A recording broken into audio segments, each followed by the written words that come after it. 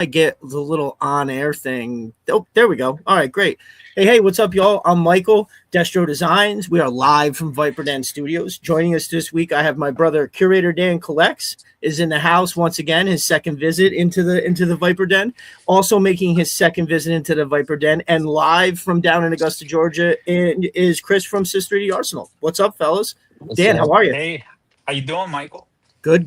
Chris, JoeFest. How is it, brother? Yeah, it's busy, popping. I'm sitting in the lobby right now, and there's people trading stuff, and there's lots of GI Joe stuff set up. Somebody has what's really cool is somebody has a bunch of GI Joe stuff, like vehicles and mini playsets they built out of Legos. No, that that's cool. Not that's Mega Sparkster. Blocks. Is it? It's not. It's not Mega Blocks, it's Legos. No. That's our dude Sparkster from Twitter. It's literally everything. Every time somebody posts like a picture of something, he's like, "Oh, how about that in Lego?" And they don't look. It's not like, oh yeah, that kind of looks like it. You're like, holy shit, look at how close that looks to like little figures and everything. I don't know if he gets. Might be him. No shit. I could drag the laptop over there and ask him. But brother, I'm all for it. I'm all for it. If you holler over to him, you'd be like Sparkster, and if that's him, he will come over and say what's up. Yeah, that's fucking awesome, dude. I forgot I'm actually on my phone. Let's walk over there and find out. Yeah, let's do it. Oh, this is awesome. Yeah, live correspondence. Look. Yes, yeah, that's what I'm talking about. I love it. Mm-hmm. Let's see what's going on over there. In the comments, our boy Melted Coppers. Now that he knows I look like a Viking, I could give up a change for my work and do a Lord of the Rings gimmick. Oh, it's all packed up now. It's all packed up. Oh, no doubt. There's like people over there. They got stuff sitting out. Oh, no doubt. Got some stuff over here. Nice. This real quick. That's a nice hotel. That looks fucking awesome. Yeah, they got some stuff sitting out here. Sweet. People trading over here. We got some guy in a Serpentor costume with a cardboard neck piece. Dude, that's funny. That's great. That's the shit that makes it awesome, right? It's just a dude walking around like Serpentor, like, check me out, I'm Serpentor. Like, so I went to my first con when CG Horror Riptide O'Leary down there, and it was like, I wasn't thinking about it. First of all, I was in traffic. By the way, look who that is right there. Is that Sergeant Slaughter? Hey, Sergeant Slaughter. Woo! How about that? Nice, great grab. That's awesome. Right there, Sarge. That is cool. Fuck yeah. That is nice. Right there, our dude live. He's awesome. With Serpentor. He's not punching Serpentor, he's hugging Serpentor. What the hell's going on here? Wait till they hear about this back at headquarters. Yeah. Nice. Yeah, I can dig that Serpentor's outfit. That's cool. That works for me. Hell yeah. That's awesome. I appreciate it, Chris. That's a cool view at what's happening there. It gives, so listen, I was planning on trying to get down there, but unfortunately, as I'd say about a month ago, I started to realize I'm not going to be able to do it. The remodel, I've got two jobs. Like just today, you saw I sent Chris a picture. I had a occupied apartment. I had to take I gutted the entire bathroom, and my old ass is in there working as hard as I can to get the shit put back in. And I told them, they said, oh, we'll go stay with somebody for one night, but it was really only one night. So by the end of that second day, I had to have the toilet and the shower working, right? I'm sure if the shower didn't work, they would have lived till the morning. But when you make a promise to a tenant who's nice, and she's like, out of all the different people that I work with in their homes, she is without a doubt the nicest lady, easiest to work with, constantly. And let me tell you, with one thing too. So this is a lady who lives in a bad neighborhood, works on her own, accepts no assistance from the government, and has the three most respectful kids I've ever seen in my life. They were sitting there eating when I walked in the other day, like it was the military, but they weren't like whooped into shape. The kid looked at me and he was like, how was your day going today? This kid is like 11 years old. I was like, what? You know what my kids sound like? Not like that. So it was very interesting to see. And I'm in there working. The one kid comes in. He's like, oh man, you're all sweaty. Can I get you a water or a snack or something? And I was like, no, but thank you so damn much. It's really, really, really impressed with the job she does as a mom, working to make ends meet. You know what I mean? It's just, actually they're so helpful that I left $60 so they could get pizza and stuff for the night. Cause I don't think they get a chance to do that much. So I figured it was a nice little thing. Like I said, she's always so nice to help, but back to GI Joe. So awesome, Chris. I've got some pictures here of your awesome setup that you had. I'm going to show a couple of these. So let's see. First, we're going to go here. Look at that. Now that is fucking nice. Look, I mean, wow, Chris, dude, that is so awesome looking. It's got to be one of the best setups there, right? I mean, the banner, pretty good stuff, dude. The banner on what is if you guys are looking at it at home, on the right hand side there is now, is that like a rollout banner? Is that what that is with just everything printed on there? Yeah, it's like one of those expandable banners. Yep. Oh God, that is really, really nice. Now I also love the table, for lack of a better term, the tablecloth. And it looks like, okay, so you've got shirts. Speaking of which, I've got mine on. This is the first time I'm wearing it, but I can tell you, before I even put it on, it almost immediately became one of my favorite shirts. I absolutely love it. Now, it's like the perfect amount of cartoonized, if that makes any sense. You know what I mean? Like it's not the exact shot. It's just given like a little tick to it. And I love it. I think it's fantastic. So I can see you got a couple shirts there. And then look at these display cases. I mean, holy hell. They look really, really good. Is there anything in here in particular you'd like to point out that's going on in there? Do you have the closer pickup? The closer shot? Let's see. Yeah, really like I had a smaller booth. I got this one. Look at that. Yeah. Oh yeah, that's the zoomed in shot on that. God, it's like my dream to have a setup like that. It's beautiful. Dude, that is amazing. So originally, like when they released the booths last year for purchase or reservation, I was traveling and I missed the open window. So by the time I think I was flying to Seattle at the time or something like that. Okay. And so for me, that's across the country. So I think by the time I got there, like all it was left was tables. So I ended up reserving a table. So up until Tuesday, I was setting up for a table only, to where I was going to sell some stuff and hand out cards and stuff. But they let me know Tuesday that they upgraded me to a booth. Nice. They said, "Hey man, we love what you do. We're going to put you in a booth. Keep up the good work or whatever." Deservedly so, dude. That's great. So I had to rush and put all this together between Tuesday. So I was working like till 1 a.m. every night, working to finish this off and lay it out and all that. That's awesome. You didn't bring anybody to help you out? My wife was here, yes. Oh, okay. Nice. That's great. I had a little eye candy to bring customers in. There you go. That's what's up. Well, before we go any further, I'm just going to run through the chat real quick and see what's going on. I usually like to start at the beginning. Right off the bat, we got Melted Copper is here. He said 15 minutes late. It's still good. That's my dude. Well, thank you for joining us, Melted Copper. I appreciate it here and on Mondays. So Pentor's later says it's time to talk 3D products with Sis. You damn right. My brother Dreadnought Ellis, he's here. He's saying Hell Cobra. Orskizio is in the house. What is going on, my dude? Glad you can make it. Snow Leopard is here. That's what's up. So our boy Snow, for those that don't know, Snow Leopard's on the other side of the world. Amazing dude. I love it when he joins us. It's like the middle of the night there, so I greatly appreciate it. Big Red is here. What is going on, my brother? GI Jedi is in the house. I'm glad you guys can make it. Matt from Mo's Mind is here. I got a picture of you, Matt. I'm gonna show that in a minute. I forgot today was Saturday says Orskizio. Hey man, sometimes those days blend together. There's no doubt about that. I think Matt from Mo's Mind said I saw lots of wives waiting patiently. That's fun. I was about to mention that when Chris mentioned his wife. Was like, Mo's Mind seeing them all standing by patiently with their arms folded. That folded arm stance. That's funny. Saying in their head, he's lucky I love him. Matt, if you're here, come down to the lobby, second floor. I'm right here. Yeah, that's what's up for sure. That'd be cool. Good call. Let's see. Snow Leopard again. Thano Karamalis is here. What's up, my brother?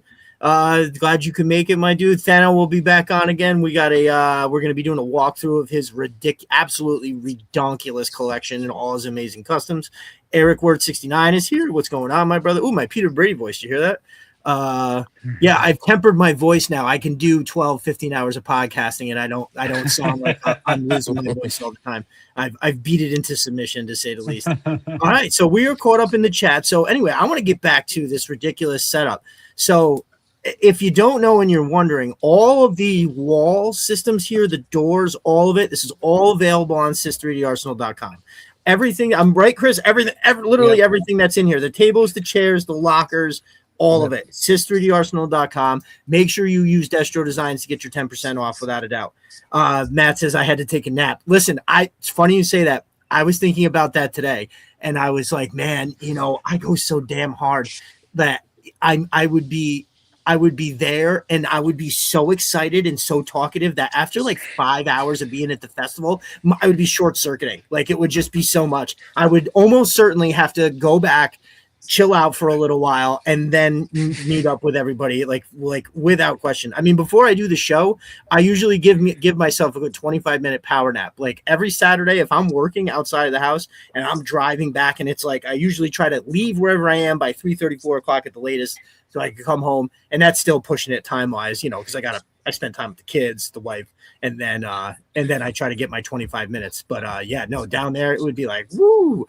So I mean, I have a bunch of this stuff that's in these pictures, and I can attest to all of it. It's amazing. So if you're watching and for some reason you're new to Chris and all of his amazing shit, there it is. That is a perfect way you can build yourself an entire world. Now, what is also cool is that those walls and everything are modular, meaning like if you don't have space to just leave this up, but you would like to be able to like erect a set, and like put it up and then play with it, take your photos, do what you do with it, and then you could collapse it down. And then the next time you go to put it up, you could configure it differently. You could put the door over here, put the door over here. It's really, really nifty. I've basically thought about making my own stuff out of some styrofoam, and I based it on this idea that you can make smaller sections. Now, Chris has this wonderfully printed stuff that'll snap together. I was just thinking about putting some magnets in there and just, sloppy shit so I could just finally take some photos by being able to put something together quick. But this stuff right here is the quality. And if you look, you can see there's different kinds. So it looks like we've got in the top left, it's like top right and top left look like the same style wall. And then if you go down below, you have something that looks on the left in the middle, looks a little more cinder blockish, right? And then all the way on the bottom right, it looks like it has yet a third different style. Does that sound correct, Chris? Yeah, so the top 2 floors is this like design I came up with. So Cobra's always in like old temples and stuff like that. So I kind of took what I would perceive as like some kind of seams between blocks or whatever to make their walls, and also took some hints from the Terradrome. And then the bottom is, of course, is just basic basement B level cinder block type, center type block type look. And then the conference room takes design hints from the G.I. Joe headquarters. Okay. I love that bottom floor because I'm looking at the boardroom meeting and it looks important, but Duke's like, did I have a meeting today? Did I have something to do? He's just sitting there with all the grunts like, I don't think I'm supposed to be here right now. I just want to talk to the grunts. I don't want to go in there with the brass. Can I please? Yeah, he's like, hey, I'm keeping it real. I'm the other thing too, you can't really see it, but fireflies peeking in the lobby window. Oh yeah. Shit. Okay. Yeah, I do see that. Nice. That's hilarious. Glasses out. Where the hell am I? I love how, Chris, you have your branding there by the elevator door. Yeah. Which is a mini replica of your actual. I was giving those out to people. That's so cool. Yep. Awesome. Yeah, what a great idea to hand the stuff out like that. That's really, really sweet. Well, this just looks fantastic, and it looks like we've got Cobra. Is that a Televiper with their feet up on the desk in the top right? Yep. And I can't see it. Is Doc in the jail in the middle? Is that who that is? No, yeah, that's Doc, but that's like a elevator lobby or a vestibule or whatever. Oh, okay, nice. Oh my God, yeah, that looks great. Definitely, and it's like Cobra on top, Joe on the bottom. I love the shelving with the and you have the totes that go on, so you can take them like on and off the shelf, and you can put stuff in it. I think that's such a brilliant idea because not only can it's great for like a diet, you can actually keep shit in there. Yep, you can keep stuff from individual characters in each individual tote, which I think adds like such a great layer. I mean, because space is obviously always such an issue with everybody. So it's really awesome when you get like a dual purpose thing like that. In the comments, we have our brother Lucida Base. He says, "What's up, fellas? Just got home from JoeFest. So good to get to hang out with Chris for a bit. And the stuff is even cooler in person as they look in pics."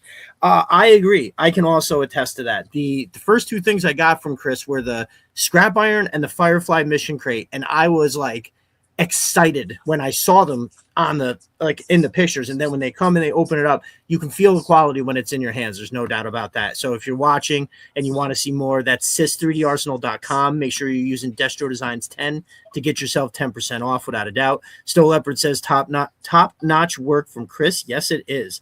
Spentor's Lair asks, are those snap-on wall extensions to make the wall sections taller? Yes. Yes. Yep. Yeah. Yep. So I have add-on height modifiers. You can stack multiple together to make it higher. That's and awesome.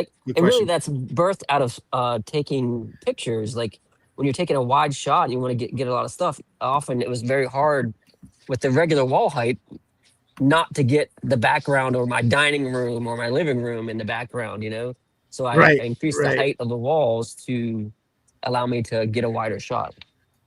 Awesome. Yeah. Yes. Right. So you can, and also that upshot, right? When you come down to eye level and then go a hair below and turn it, so you're looking up, that little bit of extra posing goes so far. But like you're saying, when you do that, you wind up seeing so much higher up. Like there were so many times that I had built the dio and I wound up hanging like a black sheet up in the background just to like take your eye away. You can see clearly where the wall ends or whatever. But Melted Copper says, those neighbors upstairs must be jumping up and down on purpose. We've all had a neighbor like that, right? Right. They're telling the kids to jump. Yeah, you wouldn't believe it. So like one of the reasons I put this together was to get people talking about it and taking pictures and stuff.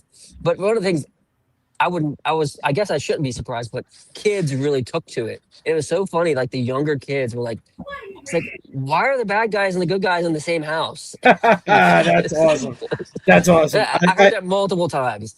So is there a lot of kids there? Yeah, there was a good bit of kids. Oh, I love that. That's that that surprises me because when I go to like local shows, I never see kids ever. Well, and one of the great things about it, a lot of it was I heard a lot of stories, kind of like Matt and different people where their kids are like kind of getting into it and they're and also being creative. Like they're wanting to learn how. I talked to a couple people where their kids were like 8 or 10 years old and they're trying to do figure photography and do like stop animation and they're trying to create dioramas and stuff. So I talked to a lot of kids about that. And I actually talked to a couple girls about like 3D modeling and they want to get started in it and how I do it and stuff. So and this is the kind of stuff like selling the stuff is great, but meeting the people and talking to people, that's what I enjoy most about this. That is fantastic. Yeah, I have to agree that the people I've met and the friendships I've made is definitely the thing. Like as much as I love photography, like doing these shows where I get to have my brothers on and we get to talk about stuff, like it's really awesome. And I listen, besides the fact that Mark has made me the co-host over on his show on Mondays, he's a great fucking guy and a talented motherfucker. Like I feel like sometimes people may think I'm just saying that because of, our friendship, but he makes the best like you can't find shit else that's about toys, or for me anyway, toys, or especially G.I. Joe. You go watch his videos. They're so perfectly produced. And he's got like that voice. Like what it is like, it reminds me of like 80s style news with a little bit of he's got like a personality and he's funny, right? So it's good in that way. But there's not like exploding shit all over the place. It's not like kids today. When you watch like a YouTube channel, most of it is just crazy editing. That's like quick cuts. There's shit going on and it's just too much. It's overwhelming. I think what he does is just absolutely perfect. So getting to know people like that and everything, yeah, it's definitely really sweet. Let's see what else we got pictures wise. I don't want to get off this. I feel like we could talk about this picture for a while. No, just real quick. The new walls I haven't put on Etsy yet, but they're over in the bottom left corner. That's the armory walls where it takes up a whole wall and you can get them and do. Oh yeah. Okay. It's like a stand. So you don't have to have the whole wall system. You can just get those. And there's these pillars that if you get the standalone version that they come with, you put on the pillars on the sides and it just freestands. And you can connect multiple ones together. And then the other thing is, it's kind of hard to see in this, but there's new corner units for the armory stuff that's like angled. So you can do that whole U shape. That's freaking awesome. Yeah, that's out of all the stuff, that's one thing I don't have, and I've had my eye on it, but you keep coming out with all this other stuff that is just so awesome, and I gotta have it. Kind of like that new medic stuff that you have is just completely ridiculous. Well, I got a couple pictures of that. I sold out of those on Friday. No shit. Yep. Doesn't surprise me, honestly. It doesn't, and that's again more deserved success, like without question here. I don't know why my comments don't re-scroll all the time. Gibbs, Gibbs me toys. What's up? He is here? What's up, my brother? Glad you can make it. Pop Cold Frenzy in the house. What is up, my brother? I'm glad you're here. If anybody doesn't know already, Pop Cold Frenzy does an amazing service for our. I mean, there's a lot of people's wallets that may not like him the same way that we like him, but he's constantly putting up the deals that's just not from G.I. Joe, but from every single line of toys that's applicable. It's amazing what you do, Pop, and I believe it. The last time I checked, it's something crazy like 159 of my 460 figures came from his links. So it's like literally a third of the shit that I bought. Yeah, pop culture hooks it up for sure. Absolutely. Without a doubt. Very cool. Very cool. Well, yeah, so that's awesome, Chris. So that new line. So the I have some of the armory stuff that's just behind here, and it's fantastic. So it'll be a great new addition to it. It's, I feel like your stuff is almost like cheating for toy photography. And I say all the time that, like, I don't know if I'm a good photographer as much as I'll just have, like, I'll throw the Atlas and then a bunch of Chris's stuff in a photo, and I'll be like, here you go, guys, and put 20 figures in there and make it just exciting to look at because it's got all of that on it. But yeah, that's hysterical. So let's see. Yeah, I mean, really, like, I think photography is a big part of it, is like putting things that make, like, the world building part of it. I mean, that's what it comes down to. Scale stuff that fills it out, that makes it more believable than just throwing a couple figures on a table. Well, some people make the countertop and hand photos look great, but I think the world building makes it more believable. Also, like we were talking about earlier, is getting down to eye level with the figures with your camera angle. Definitely. It's super important, right? I couldn't agree. So real quick, before I go to the next picture, because Dan has been sitting patiently, I just want to throw up here. Make sure you are following Dan. Make sure you are following Dan. That is his YouTube channel. Go over right now, subscribe to his channel. So Dan, just we'll speak to Dan a little more, but our dude has videos chronicling his opening of a collection that he spent like 5 years building. And so if you want to watch somebody that it really truly enjoys the figures for all the right reasons, has great production value on his videos, it's very much that 43 number is not indicative of how good the stuff he is putting up there. So everybody in the chat, make sure you go over there and head over. Paul Morales is here. Paul, make sure you head over. Thano, everybody that I can see right there, make sure you follow him, my dude. So we will get back to that in a minute, though. Let's see. Thank you, sir. Thank you. Of course. Let's see what we got here. I feel like I had more of those. I'll have to go look at the thing. Like and subscribe. Yes, like and subscribe. I'm terrible with remembering to say that. So I love this picture. Here is our brother Matt from Moe's Mine and Chris at the table. Very cool. Matt rocking that great gear. I love it. So yeah, I mean, it's nice to see that you guys met up and spent some time together. Matt is a cool cat. Yeah, we walked around, did a little shopping. Awesome. Hey, Chris, was it hard to reserve a table for that show? They sold out. Well, the booths, yes, they sold out pretty quickly. The tables, they were available for a while, but the tables, it's pretty much a table. Like there's not much room to put shelves and things like that. Some people did make it work, but yeah, the booths sell out pretty fast. Awesome. That's fantastic. And here we got another picture here with our dude. Hey, look who's there. Very cool. Yeah. Every time I hear somebody that met him, they have nothing but the most absolute nicest shit to say. So it's absolutely fantastic. And I'm not going to lie, I don't fanboy very often, but I did fanboy with Lenny. You know what? It's great. He didn't know the name right away, but when I explained and showed him pictures, he's like, "Oh yeah, I've seen this stuff." So it was awesome. That's amazing, man. It's nice to be recognized in that way, for sure. I wouldn't almost care who it was. If I was walking around there and somebody's like, "Hey, aren't you Death Star Designs?" I would be ecstatic about that. But especially somebody that is so critical in, you know, because I know you collect a lot of Star Wars too, Chris, but still GI Joe is like it's the thing, and that's pretty dope, dude. I absolutely love it. Well, to be honest, like I wasn't taking pictures of my Star Wars figures before. I did a little bit. During COVID, they had this. I was in part of this thing where you take a unique picture every day, and there's like a theme that you like a style or whatever you're supposed to kind of do every day. Okay. But like I wasn't doing like actual toy photography until GI Joe.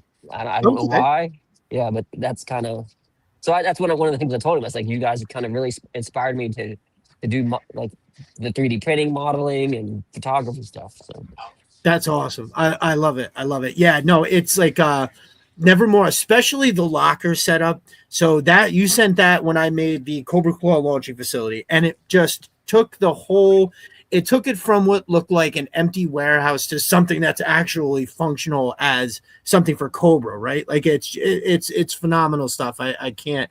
I had looked at that stuff and I couldn't believe it because like the lockers, the two different kinds of lockers, and then this stuff here. This is just what gets me. So I know a lot of the new stuff operates very similar to this with the peg system. Hold on, let me see if I can get myself up here real quick.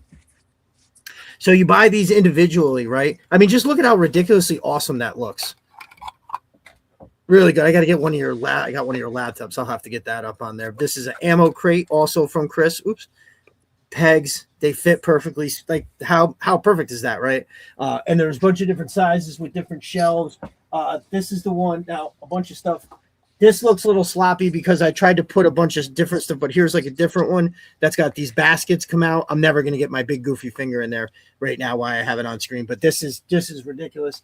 And then, of course, it's every one I pick up. I'm like, oh, this one might be my favorite. I literally ordered these from Gridiron, this whole set to put right in here. Now, if you put black ones in there, they look great too, but just the contrast of the gray and the uniform look on that, just really awesome. The drawers, obviously, all function. Very, very cool. And a quick story that I kind of tell every time because I think it's important. You know, we live in a world now where most of the stuff that we get comes from big companies and nobody gives a fuck, right? Nobody cares. And so the customer service is ass. You're usually talking to a guy that lives in another country and totally does not give a fuck about what your situation is. He's doing his best to try to help you, but he's limited because he's paid like no money. But like, so for instance, when I actually went, I had placed an order with Chris. And so here, these wonderful things, I actually ordered the top.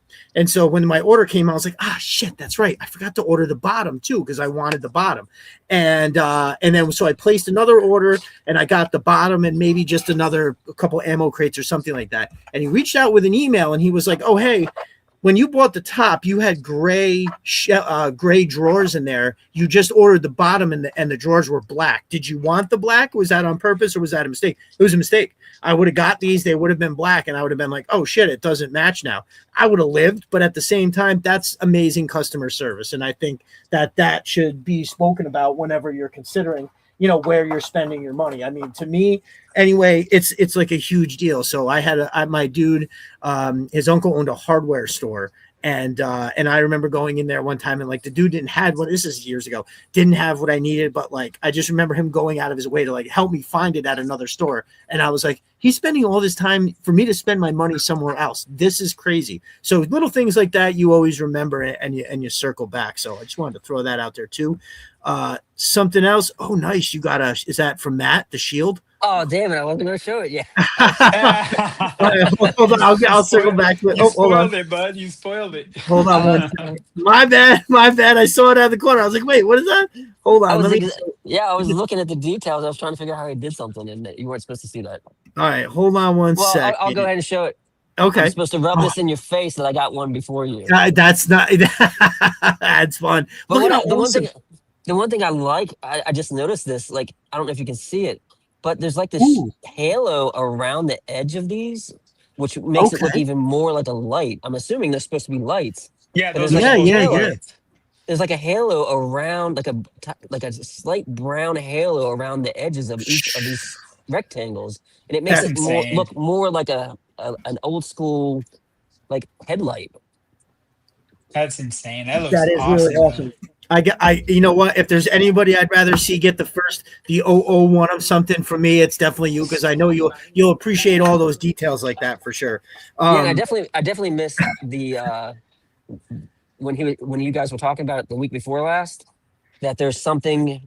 I missed the whole fact that there's this little thing hidden back behind here, which I'm not going to say what it is. Oh, right, it has but it's something that goes in a holster. Yeah, it's an insane detail. When he talked about that, 2 weeks ago, or what I think it was 3 weeks ago, and it's actually, because like you, Chris has like, if you look at a lot of things like this, I think it's right here. I got a big pile of ordnance. Oh shit, what did I do with it? But it's all accurate. Chris uses accurate colors and styles. Like if you were to look at the military, it would be the same thing. And so Matt had designed that. Can you come say hi real quick? Hold on. Oh yeah. We got. I'm on a live stream right now, so we got Shipwreck here. What's up, brother? Hey, how are you? Very cool. This is Destro, Viper's Den Studio right here. So you might not want to talk to Destro, but right. Hey, very cool. Hey, shipmate, where did you serve? What unit did you serve? I want to see your hat. What unit did you serve? I want to see your hat. What boat? On the Nimitz. Okay. So, okay. USA, aircraft carrier. That's what I did. Aircraft carrier. Yes. Yeah. Okay. What was your rating? So we didn't have to worry about that. What was your rating, guys? I was E6. Very cool. Dan is also a veteran. Yep, I was in the Navy. Dan as is well, also a veteran. Dan in the top is also a veteran. He was in the Navy. Yep, I was on the USS cool. Santa Barbara. Oh, nice. Thank you for your service. Yes, thank you for your service, sir. We took Absolutely. an elevator ride yesterday, and he was cracking me up in the elevator. He was busting chops. I don't know if he knew the people in the elevator, but he was busting chops with everybody. Awesome. Very cool. Well, thank you very much. Cool. Thank you. Nice to meet you, Petty Officer. Thank you. Nice to meet you, brother. Awesome. Very cool. That's all right. cool. That's awesome. That was sweet. Live from JoeFest. Live from JoeFest. Damn right. As we're talking, I'm actually going to put this on Twitter to let everybody know that we have it. You never know what's going to happen in the next couple minutes. So you guys got Sergeant Slaughter. You got Shipwreck. Right. I'm just waiting for Flint and Duke to walk by. Awesome. That's so awesome. Yeah, I appreciate it, dude. That's I had the idea and I was like, oh man, I don't know. Like I didn't know if that was just like too much. I don't know how exciting it is. Like I said, I would be like so burnt the hell out after a day, but no, dude, I super appreciate it. So I showed off the shirt. I absolutely love the shirt. If you go to sis3darsenal.com, use Destro Designs to get 10% off. This is what we got going on here. I think all of these are awesome. Personally, so if you look at the top ones there, I love those colors. They are because you're a Seattle. I think we talked about this. You're a Seattle Seahawks fan, right? Yep. Awesome. And so those colors are freaking that particular blue, that particular green. I absolutely love it. The one in the top right-hand corner is going to be in my cart very soon with some of that new medic stuff, and they're just great. I think all of these are good. I love the blue one of this, but the red also looks good. That Cobra Commander shirt is really cool. I love it. So make sure you go over there and get yourself some Sis 3D Arsenal merch. Now let me grab, let's see, the image file here of. Yeah, the scrap iron one. I have two versions. I have one with my logo is very small and kind of camouflaged in there, but I have another one with my logo that's pretty big, and it's the one I give away to people. So okay. So if you want one, if you're going to pay for it, I would get the one without my logo big on it. If you want, that's why I have. That's why there's two. That's why there's two versions of it. Oh, I see. Okay, I didn't know that. That's a great detail. I appreciate that. Now here is some stuff. I love this shot, and I love this new setup. So if on the bottom, that red crate, if you had already purchased one of the red medic crates, which shit, Did I have that one over here either? I got all your stuff here in these bins. I'll have to like start pulling the stuff out, but I have the medic case. You can now get inserts for the medic cases. So if you look in the actual white box with the red cross on it that Doc has in his hands came out of the spot in the rectangular red crate on the very corner closest to us in the picture. That goes right in there. That is anything else out of there removable, Chris, or is it just that? Yeah, there's a bottle that's in the bottom right corner of the crate that comes out as well. Oh, okay. Okay. I created it to be like an iodine bottle or something like that. Oh, that's awesome. I mean, that's a really nice detail, man. Like it's crazy. Like I mean, that's going above and beyond because you didn't even have to do that, and it would look great. Like I was almost going to ask you, are the scissors coming out too? Because then you went way too far. Yeah, yeah. It looks the good. scissors are a little small to come out of there. Yeah. I get it. Very good, very good. Hold on, let me do this here. So, and then I had another shot which shows off the medic stuff a little bit better. Because Dan, you nailed it. The medic stuff is absolutely completely ridiculous. Let's see, med stuff. No, that's not the only one I had. Where the hell? Said med dio. It's great, like the amount of medics that have been buying that. It's like buying the spine boards and the medic cases and stuff like that. Well, the spine boards are crazy awesome. And there was somebody that bought multiples. He says, I'm going to give these to like the other people in my crew or whatever. Nice. Oh, cool. Yeah, that's really cool. That is really cool. Hold on one second here. So I'm assuming I did a good job in like building out a crate. Yes. I load out in the crate. Yes, I absolutely love cis med crates. Why is that not in the thing when I try to pull it up? No, I think that, I mean, it's hard to say. Like the first thing that I saw of your stuff was the mission crates, right? And I don't know if I can say that that's the staple as much a staple of your stuff as much as there's a few other things too. Like I really think that like the locker stuff, I think feel like that is too. But no, the mission crates are really, really awesome. Why is that not coming up here? Yeah, I've been doing less of the actual character specific ones because of the price. The price point's a little bit higher because there's more parts to them. Okay. So, I think the price point for some people, because some of them get up there pretty high, especially if you're in the largest crate, which is I think most of those prices range from 30 to 35. So I've been trying to do more in the utility size crates, which are more true to scale because the mission crates are oversized because you have to fit all the Joe stuff in there. Okay, so here we go. Here's look at that. Dude, fuck, man. So what you have here is you have the full-size med crate, which is like top and to the left, right? That's the full one. That's the one we just saw in the dio with Doc. Absolutely amazing. And then just below that is the one of the I think I have, do I have both or just one? I know I have the smaller one, and I'm definitely getting the insert for that because it looks absolutely perfect. And then just to the right is the newest cases from Chris. That I do have right in my hand. He sent me this amazing, which I still absolutely love you for sending this, brother. It's a 788 case. There's some chemicals in it. This is going to be the main thing when I do my 788 photo shoot, whatever the fuck I get around to doing it. But this is that new style. So if you look at the med crate that's on the right, and it would have this stuff up here. It's got the kit, dude, where you can see the little scissors, the rolls of stuff, and then down in the bottom we have, what is that white thing in the middle? If you let's see, it's gauze. Gauze. It is gauze. Okay, nice. I was just say paper towels. Yeah, well, it looks like paper towels, but it's actually it's actually plastic, but I made it to look like 2 rolls of gauze. Gotcha. Nice. Looks like we have 2 more people show up. My brother Roadblock is here. What's up, my brother? Roadblock in the I spent house. another 2 hours with Roadblock running through the story. I cannot. We'll talk We'll talk about that a little more later. But I have started making notes and writing the world that is going to be the Shadow Strike, and I think it's going to be pretty cool. I have some pretty cool ideas. Like, I'm usually very hard on myself, but I have to say the things that I just kind of came up with and have expanded upon a little bit. I think we have the chance to make a really incredible world that is worthy of our brother's amazing figures that he's trying to cook. G.I. Dave is in the house. G.I. Dave is also at JoeFest.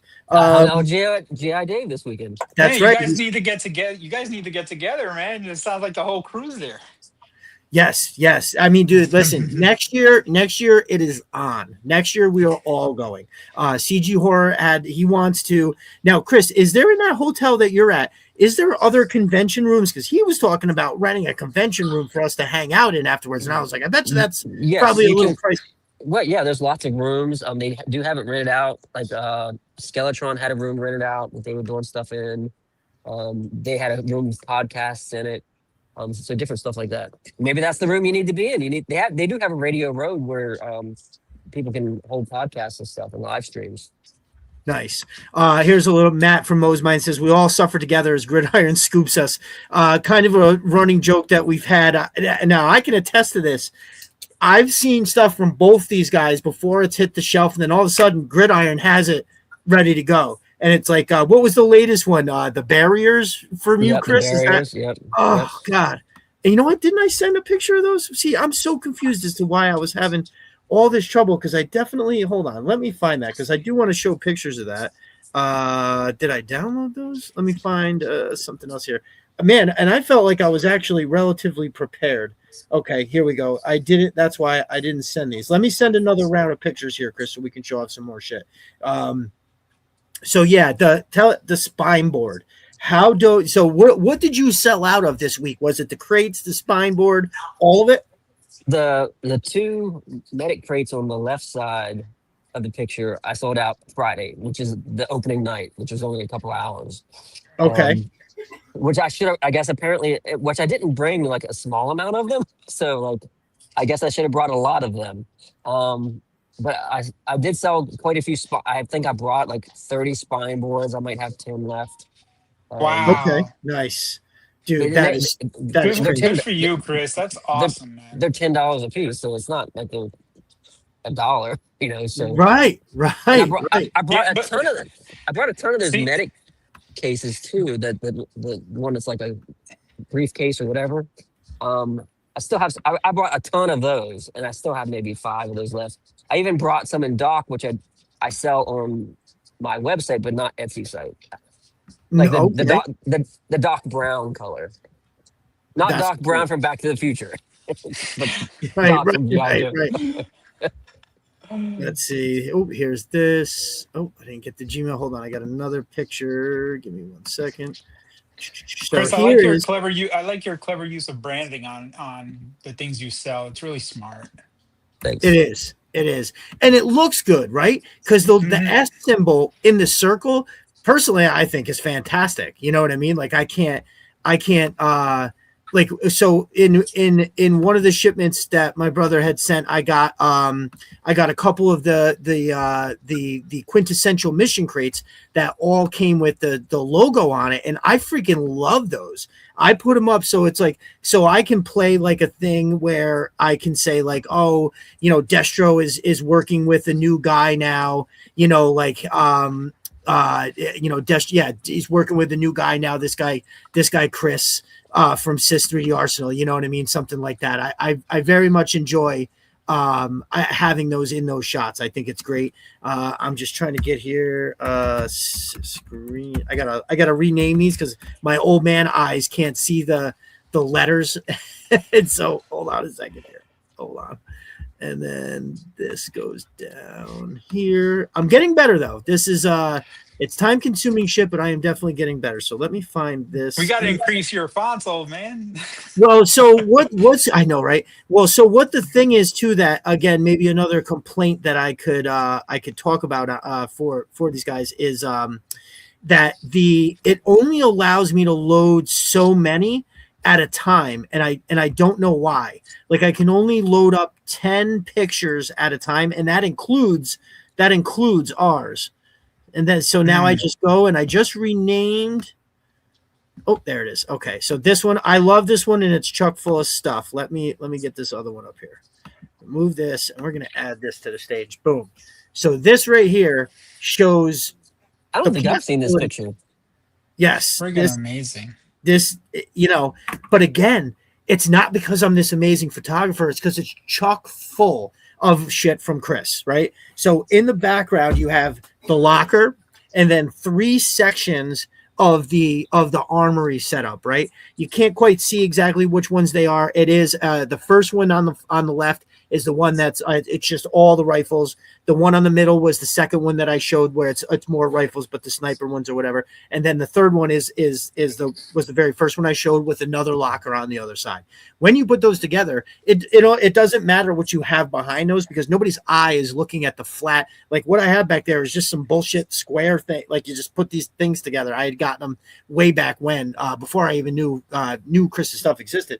And so I just often set that back there, because it doesn't matter what it is, because you're not looking at that. So that's the locker setup underneath. And then if you look at the ordnance, now ironically, I didn't somehow, or I think it's actually just off the picture, is Short Fuse's crate, which I actually happen to have here. And it is legit one of my favorite things that you've made, brother. You went off with this design on the side that I think is great, because it's an open case, but then the level of detail that you have on the, Short Fuse only came with one of these, right? One mortar, but you get 9 of these, which look incredible. You can take the top off. You pull Short that Fuse. Chris, my goodness. Short Fuse says he hits in the first shot. He only needs one. He only needs one. That makes a lot of sense. But That's since we awesome. are a nation of overkill, this is where it's at. I absolutely love this thing. So you get 9 of them. And I don't remember what the cost was on this, but I remember thinking, damn, that's inexpensive for something that looks so cool. And the scaling is perfect. So the scaling looks so good. That's just off the screen. And then you have the missile tubes, which if you open 3 of those, I think they all open, but 3 of them actually hold full missiles. Like if you look just to the right of the tubes, I have the base crate. Man, where did I put this stuff? I must have used it in the shot, not put it back over here. A funny story about those mortar tubes. I had just released those, and when I was making them, you can actually buy in the military, they actually have mortar tubes where it's like a double. It's 2 of them connected together, and they can wear them as a backpack. Okay. I thought about making that, and I would say it was maybe 2 or 3 weeks after I had released those on Etsy that I was at the airport, and I saw a guy, because I researched it. I saw a guy with those mortar tubes, and I went up to him and said, "Hey, man, I hope you don't have mortars in there." And he says, "It's close." And you open it up, and there was like this instrument. It was these instruments in it, which I don't remember what they were, but it's something I'd never seen before. No shit. He had these 2 instruments in mortar tubes. Huh. That's interesting. So all that is a crazy story. So in the open rack, right, where you see there's 4 of the green heads that have the yellow stripe, and then there is 2 of what are military accurate armor piercing shells. Is that right, Chris? Yes. Yep. Awesome. Yeah, I love those. They look amazing just kind of sitting there. As you can see, Tripwire is pointing like, you just have these sitting here? This is dangerous shit. The green shirt in the middle is holding one of Chris's ammo crates, which I love those. If you want something it is very, very, very inexpensive, but really, really, really awesome just sitting in the background, because you put a couple of those right next to a guy just standing there, you have a shot all of a sudden, right? Here is a couple of the different Joe mission crates, and then a green barrel. So I have a green barrel, blue barrel, and a black barrel, and I love them. And one of the things that Chris did is he came up with not just like a regular container for oil. He has like a separate one that comes in the blue color with the 2 white tops. Anybody who's ever bought chlorine or seen those big blue barrels, they're like a high impact. I don't know if they're a resin or an ABS like plastic in real life. That's what they're made out of. And they have these 2 white tops, And Chris made a wildly accurate one, and I have that on his push cart. And what it does is it looks like I can have a civilian pushing something in a cart through like a warehouse or something, and it looks non-militaristic. And I think having that in certain shots, because like I'm gonna have a bunch of shots where Cobra is looking for chemicals and stuff in regular places, not just Joe bases, right? So I think this shot is one of the best examples of, I just use Chris's stuff to make my pictures look good. For a guy who doesn't have a lot of time, this is perfect because I can set up a shot that's got a lot of stuff in it. Listen, I have that whole workshop in the back, and I wish I had time to sit out there and make my own stuff. I don't. The reality of it is that I don't. So having this stuff where I can set something up and then use what skills I do have, it may be posing. I know I can I know how to frame a shot good, and I get lazy with the posing. Like if you look at these guys, none of them are really posed that great. Tripwire is kind of, pointing down a little bit. I wanted that. The green shirt guy looks like he's about to bust a move, the one that's got the ammo crate in his hand. And the other guy is just kind of leaning like he's giving a knock. Not really all that great. But something else that now for all my brethren out there, I know I have a bunch of different guys who collect. Chris is now also doing 1/18 scale stuff. So you can get his iconic mission crates for your 3 3/4 scale. And I think that's pretty important. I think, there's a lot of dudes out there that only collect a 3 3/4, like my brother Riptide O'Leary or Snow Leopard. And I think, giving them the option of being able to, do that kind of stuff, I think is fantastic. So very, very cool. I absolutely love it. Shout out to GI Dave. I mentioned him earlier, and then I just wanted to circle back. GI Dave very generously has found a Mezco Firefly for me. Now that has basically been my GI Dave got things for a couple guys at the JoeFest, and I thought it was very, very nice of him. So this one I will insist on paying for sure though. He's been incredibly generous to just everybody in the entire community. So very, very, very cool. There he is. Dan's got it. So to me, when I keep seeing pictures of it, I'm like, oh, this could be the most ridiculously awesome 1/12 scale figure out there. Like, for me personally, I do absolutely love Firefly, but that figure, it comes with so much attachments. The face, there is a 12-inch Firefly that also looks very good, but it's not as good as the Mezco. The Mezco is where it's at. So thank you so much, G.I. Dave. I greatly, greatly appreciate you. Yep, and he says it's my best figure I own. It's hard not to say that. G.I. Dave also got himself a really nice 12-inch Major Blood, which I think is really, really cool. Riptide O'Leary has joined us. What is up, my dude? I'm glad you can make it. Very, very cool. I feel like I missed somebody else too. Maybe not.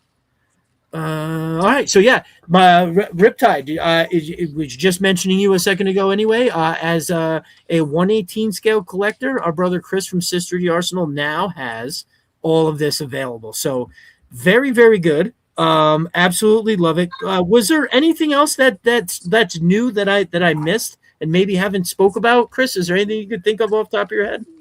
The barriers, but you mentioned that.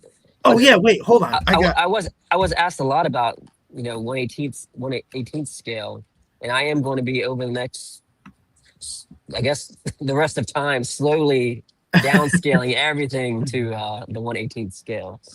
It's not as easy as just saying, give me this in 6.67% because the walls get too thin, so you have to resize the interior of them and things like that.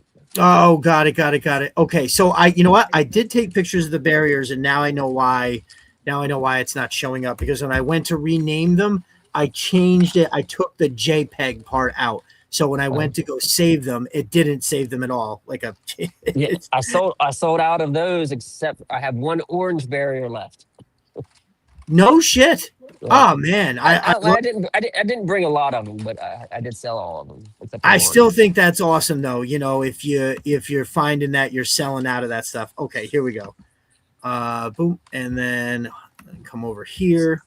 Here is the new one, and editing tools. We're going to go to rename barriers.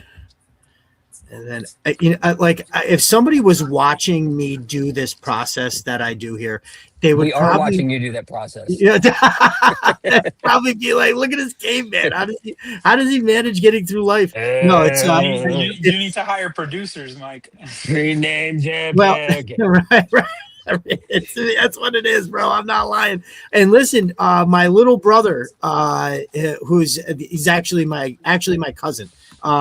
Before he moved a few hours away, and just had his first kid. Shout out to David and Chelsea, lovely baby Elara. You know how most babies come out looking weird? His baby came out looking fantastic. A lot of babies, let's be real, like even my kids were a little weird looking at first, but they're gorgeous young ladies now. But most kids when they come out at first are Pop Cole Frenzy says, Destro, are you typing with 2 fingers? Ish. I just wanted to make sure that this happened quickly and accurately, but no, I can work a little magic for sure. Are you one of those people, which I think is hilarious? Some people like type with 2 fingers, but it's the middle fingers. Like I always think that's like weird. Like who types with their middle fingers? The only logic I can give you behind that is they're the closest to the keys when you reach, right? they're sticking out the first. Otherwise, I don't know. I actually just realized that I'm like this, and I am using my middle fingers. There you go. I definitely was. There is definitely something to that. One of the smartest things I did in high school was we had electives. So when we got to sophomore year, the elective was modern European history or typing. And I was like, what am I going to use most in life? Like, I'm going to be a fucking museum scholar talking about modern European history on PBS. I was like, no, I'll learn how to type. And what's funny is I learned how to type. Then when senior year rolled along, all those people that took modern European history are taking what? Typing. So it's definitely a necessary skill, man. I mean, with even, most jobs required you to do something like even like what I do, working for myself, I still have to do at times. Mercifully, I have a lot of customers that don't even ask for estimates. They usually just say a number roughly, and then I could just say it, and that's good enough for them. So these barriers, my brother, I think look fantastic, and I love that you have options. So tell us about the idea and how did you come up with the designs for these? Well, I mean, really, like the designs. Well, I've just been once again world building stuff, and I was trying to fill out. I'm trying to fill out the garage with more things, or like. I actually started probably like a year ago because I was working on a Checkpoint Alpha. And, okay. But other people released them, so I just decided mine was going to be a little bit different. I wasn't trying to model I wasn't trying to make it exactly the same as the original one. I was trying to make it look realistic, like a modern like booth at a checkpoint would be. Like a couple, maybe 2-3 people could fit inside of it. Have a laptop there, stuff like that. But anyway, a couple people released them around the same time, so I just decided to kind of drop it. But this was something I was working on for that, so I picked it back up because I've been working on a couple things for a garage, like air compressors and stuff like that. Okay. And I just picked a couple different versions. Like, I mean, that orange one I think is from Uline or something like that. Yes. Yeah. Yes, I've seen those. They looked familiar, and I didn't go to check, but it popped into my head. I've had to order from Uline a ton of times, and I'm pretty sure you're correct about that. Yeah, and then like the concrete barrier, I just researched that, and that's technically the Jersey style of concrete barrier. The only thing I changed on it was I added those bolt mount areas on the sides of it. Yep. So, but everything else about it is specs to a Jersey mount, a Jersey style barrier. Theirs are a little bit longer, but that's pretty close. I love it. Very, very cool. Yeah. And apparently Gridiron used Uline as their reference too, because their orange barriers look exactly like that. No shit. Yep, exactly the same, except for you can take the cap off and put a gun in theirs. Matt and I were talking about this today. It's a plastic barrier. Who's mounting a machine gun to a plastic barrier? Right. That's true. That's a good point. That's a really good point. I mean, and I guess I could say, I think it would be safe to say that Uline is probably by far the biggest, most recognized, most recognized, what would you call it, like provider of these sort of things. So Yeah. I guess that's in at the end of the day, that's totally not that surprising. Let's see. All right, the Valkyries, I'll find those in a second. Put that down. Oops, shoot. Mm-mm.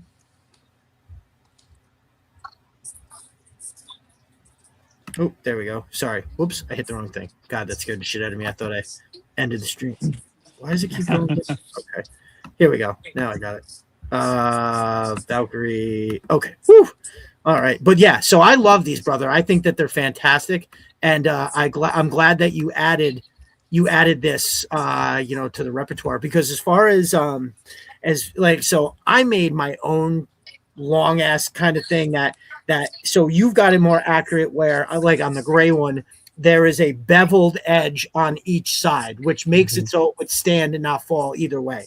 Way more accurate. I only have it on like one side, but it just looks all roughed up. Like it came out fine, and when they're in the background of pictures, it's fine if you're not focusing on it. You also, I remember those. You added like these little loops on the top, which look realistic as well. So thank you. Actually, so I had they're actually a particular type of staple for wire.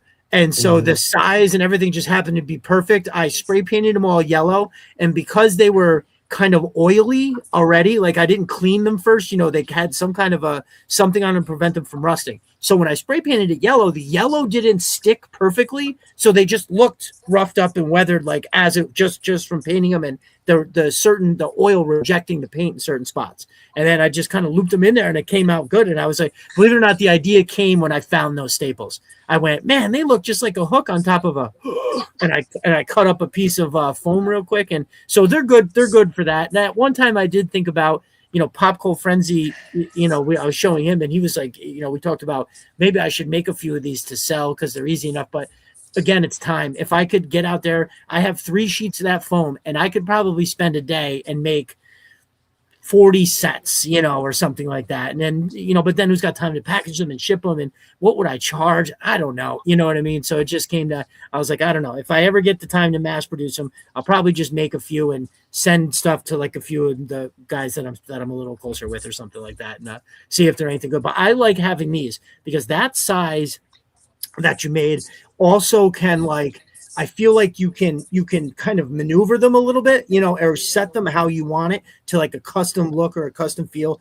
And I think that'd be great, especially with like, I have all those fort mods, and like I have those swinging doors from GI Customs.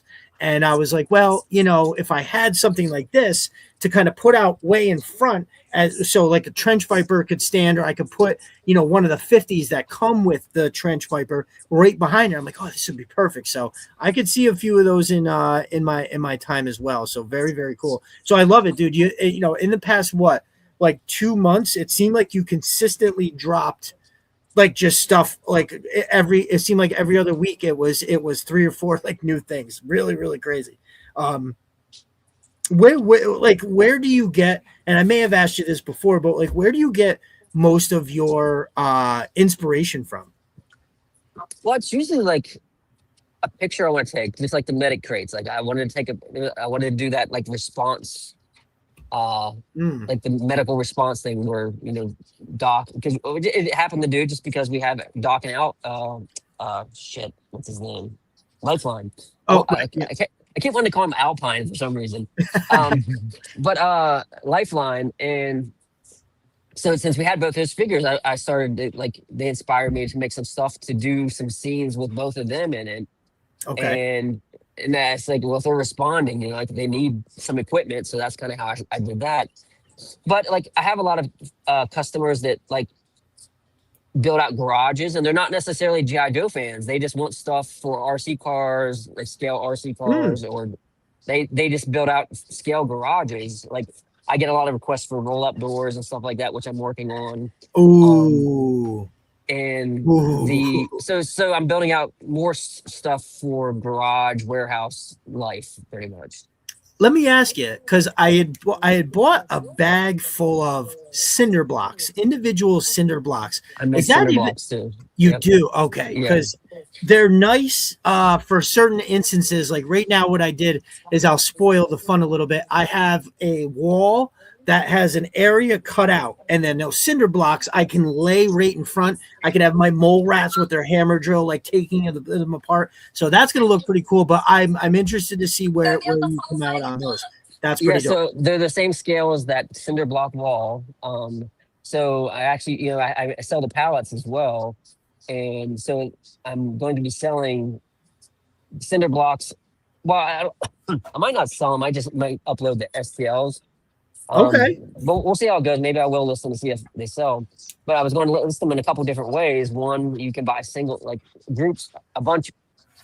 I don't know what it's going to be yet, but a bundle of cinder blocks, like individual ones. And then I was going to, I'm doing this a little bit more now where I sell props.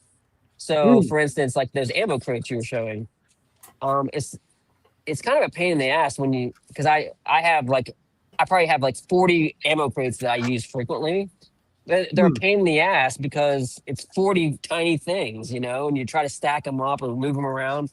So what I started doing was I started printing them together in groups of like 4 or 5, and then they're easier to manage. And the same thing with like the cinder blocks. I'm going to print them in a prop where it's like a layer that you would put on a pallet. Oh, okay. Yeah, So then that makes a lot more sense. So you would put 2 layers, and then you would use the single ones for the third layer, and just maybe make it look like a partial layer. That's super smart to do. Awesome. Because I can't imagine just the minutia of having to print one at a time and over and over again. Just it's ridiculous, especially if you already got it set up in mind. Yeah. And really, like, it's faster most times to print like that layer of cinder blocks compared to the number that would take, which I think is 1, 2, 3, 4, 5, like 8 cinder blocks to make a layer. Yeah. So it's much faster and efficient to print them as connected together than it is to print them separately. 100%. And that was the thing that I was thinking too, is like the ones that I got were actual concrete. So it looks like somebody had built a mold and then poured concrete in there, let it dry, and then just like popped them out or something like that. I don't know, because they're pretty nice. I mean, I've dropped them and they don't break. And there was, I think there was like 4 different kinds that you could get, and it looked like, though, I think the one that I chose had the best reviews. All the other ones were like, oh, I can crush these things with my hand because they're so little and so thin, it's just like, what are you gonna do? So very, very cool. So yeah, that's what's up, brother. There it is. There's like the newest thing. There's the barriers. I'd like to talk to Dan for a sec before I start showing some pictures of whatchamacallit. But yeah, so make sure you are going over and checking out all that Chris has to offer on sys3darsenal.com. If you have Etsy and you have like the premium Etsy where you get free shipping, you can still order through Chris. He has an Etsy shop set up. You can take advantage of the free shipping by ordering through there. You can also use Destro Designs. That will get you 10% off on the Etsy as well. Make sure you are checking it out. Get yourself a shirt and a whole bunch of amazing diorama toy photography supplies. Is that what you call them? Is that what you would say the stuff is? Diorama toy photography? Is there a name or something that I should be saying that instead of that? No, I just refer to them custom accessories and dioramas. Custom accessories and dioramas. I love it. Right, because you make the walls, which are actually the that's the thing itself. So all right, that's perfect. I'll keep that in mind when I shout that out. All right, awesome. So let's go. I sell propane and propane accessories. Yeah, very cool. Very cool. Where did I put the? Hold on, I gotta remove this first. There we go, and then so we'll go back to this real quick. Curator Dan in the house. Hey. Thank you for joining us again, my brother. I appreciate it. You've been very patient while we went on about a lot of that stuff. No, Chris, wait, patience. I'm here hanging out, having a good time. Awesome. Getting to know Chris a little bit better. This is awesome. Very good. So my brother, am happy that you're now on the journey of making the videos as you're revealing all of the amazing stuff that you've collected. How do you feel like it's going, my brother? Are you enjoying making the videos and everything? I really wish I had more time to dedicate to just doing a frequent show, like maybe once a week. It's just, you know, how life takes over, and it's just 100%. really difficult to sit yourself down. Like I really wish I had your engine, because I don't know how you do it. Like, for those of you that know Michael has got like juggling a million things in the air, and still manages to come out and get everything done and have time to do the things you enjoy. And I think that's really important. And I do enjoy doing it. But I mean, sometimes I'm just so wiped, and I'm like, oh, I don't know if I can get to it, or I have something come up, or something needs to be fixed, and it robs me of my time. So I'm gonna try my best, because you're inspiring me to do at least a weekly show and be able to put something out once a week, because I've got to get through all these. Like, at the pace I'm going, I'll be like 90 by the time I'm done getting through all my collection. So I got to speed up a little bit. Okay. Yeah. Well, I mean, dude, I guess the thing is that, you know, it's supposed to be enjoyable, like you're saying. And once you start adding the pressures and the stress of it, that sucks the fun out of it. So it's like, you know, I feel like, you know, one thing I had to tell myself with things now, having a scheduled live show is a little different in the sense that people do actually expect it to be here on Saturday nights. But with everything else, like the toy photography, right? I used to put so much stress on myself, like, oh, I haven't put out a shot in so many, like it's been 2 weeks. And then I'm like, wait a minute, there's not one motherfucking person sitting there going, Destro hasn't put up a shot in a while. What's he doing? Is, you know, nobody's great, Chris. And believe me, I again, I don't know about that. I think I've seen some people complain on Twitter, like, hey, where the hell's Michael's fucking photography shot? I wish I could, like, if I win the lottery, it is fucking over. Besides, I don't know. Have you guys seen he has an account on Facebook. I think that's where he's most popular. He's called the Gun Drummer. I have posted some of his videos. So this dude has some kind of a compound down in Texas, and he plays like heavy metal music, but he fires guns to the beat, and he's got, like, you name it, he's got it. Gun Drummer. You have to check this guy out. He's got guys in the background. They were playing around with dynamite. They have live bands playing heavy metal, and he's got like a Barrett 50, and he's like pop pop pop, like going with the beat. And I just am like, if I ever win the lottery, this is exactly the shit that I'm gonna be. I mean, you said Florida, right? I think it was it Florida. Yeah, Texas. I thought it was Texas. But that also checks out. That very much, but it does, but it also very much sounds like one of those things that starts out with Florida man. Florida man, 100%. But yeah, you got to check that dude out. I think he's got a couple million followers on Facebook. I don't know if he's as popular on Instagram, but the same stuff is over there. And I think, like, he got popular enough.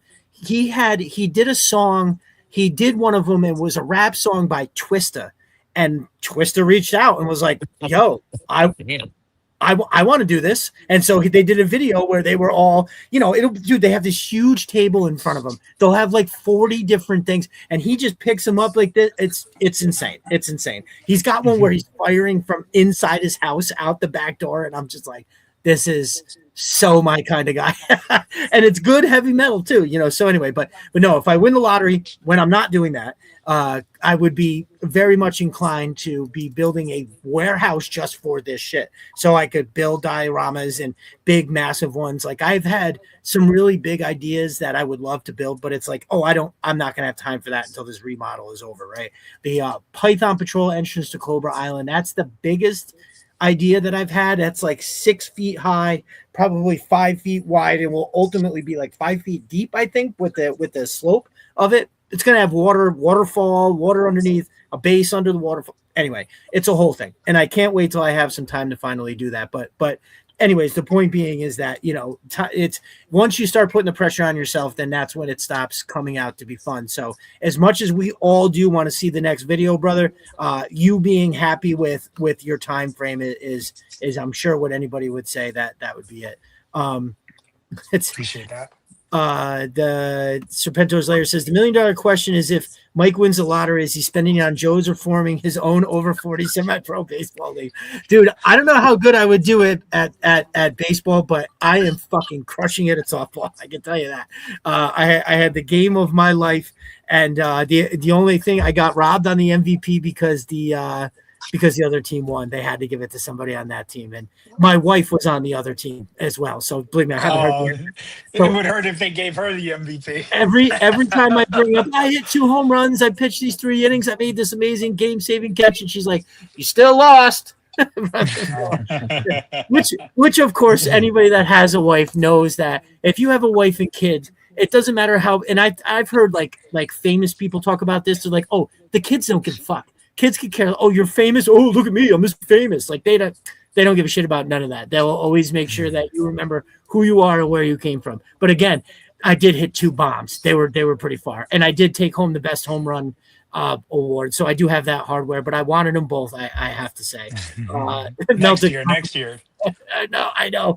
Well, I kept bringing it up that we should be doing like one in the beginning of the year and one in the end. You know, I know everybody's busy, especially, listen, these softball people are nuts. They have kids in travel as well as travel leagues, as well as the recreational leagues. And then some of these kids do both of those and like a third thing. It's like, I think that's too much. George Carlin said kids should have time to be kids, and I agree with that. My kids doing one thing at a time, I think, is plenty. 2 or 3 nights a week they're playing a sport. I mean, you know, sure, you could fill their nights with every night, but like, you know, I'll take them bike riding, I'll take them to do this. You know, on the other nights, it's, you know, if you're one of those families that does it, that's absolutely fantastic, and I love you. I just know that when we did travel last year, my wife and I wanted to kill each other, and it was we were at the ballparks literally 7 days a week. It's like we're like, how these people do this every year? They must, one of the family members must not be working, or they have like a maid. Because when the hell do we clean the house? You know, my wife works a full-time job. She works hard. We get home from doing all that, and we've got to go right to softball. We get home. I ain't cleaning the house at 9 o'clock at night after I'm just getting, you know, sitting down for the first time since 7 a.m. So Stu for Lunch in the house. What is up, my brother? I'm glad you could make it. Stu for Lunch can be found later tonight over on the show. Men on Film. Films. Thank you. Brother Talib over there hosting. Talib also does a show on Thursdays called Well Actually. I was trying to get on the very first show that he did, and unfortunately I couldn't make it because I had to give Serpentor's Lair, the hair gives him the power of Samson. Thank you, sir. I did the whole Destro is my spirit animal with my hair down last week. It came up, and I was just like, I took it out. I need to put it down more. It's like it hasn't grown past my tits in 10 years. Like it hit a point where I kind of get the ends trimmed a little bit and everything like that. But anyways, yeah. So I did the whole show, and I baited everybody. I said, sign up. And then when Mark and I finally do a members only show, I'll do the whole thing with my hair down if that's what we got to do. So funny.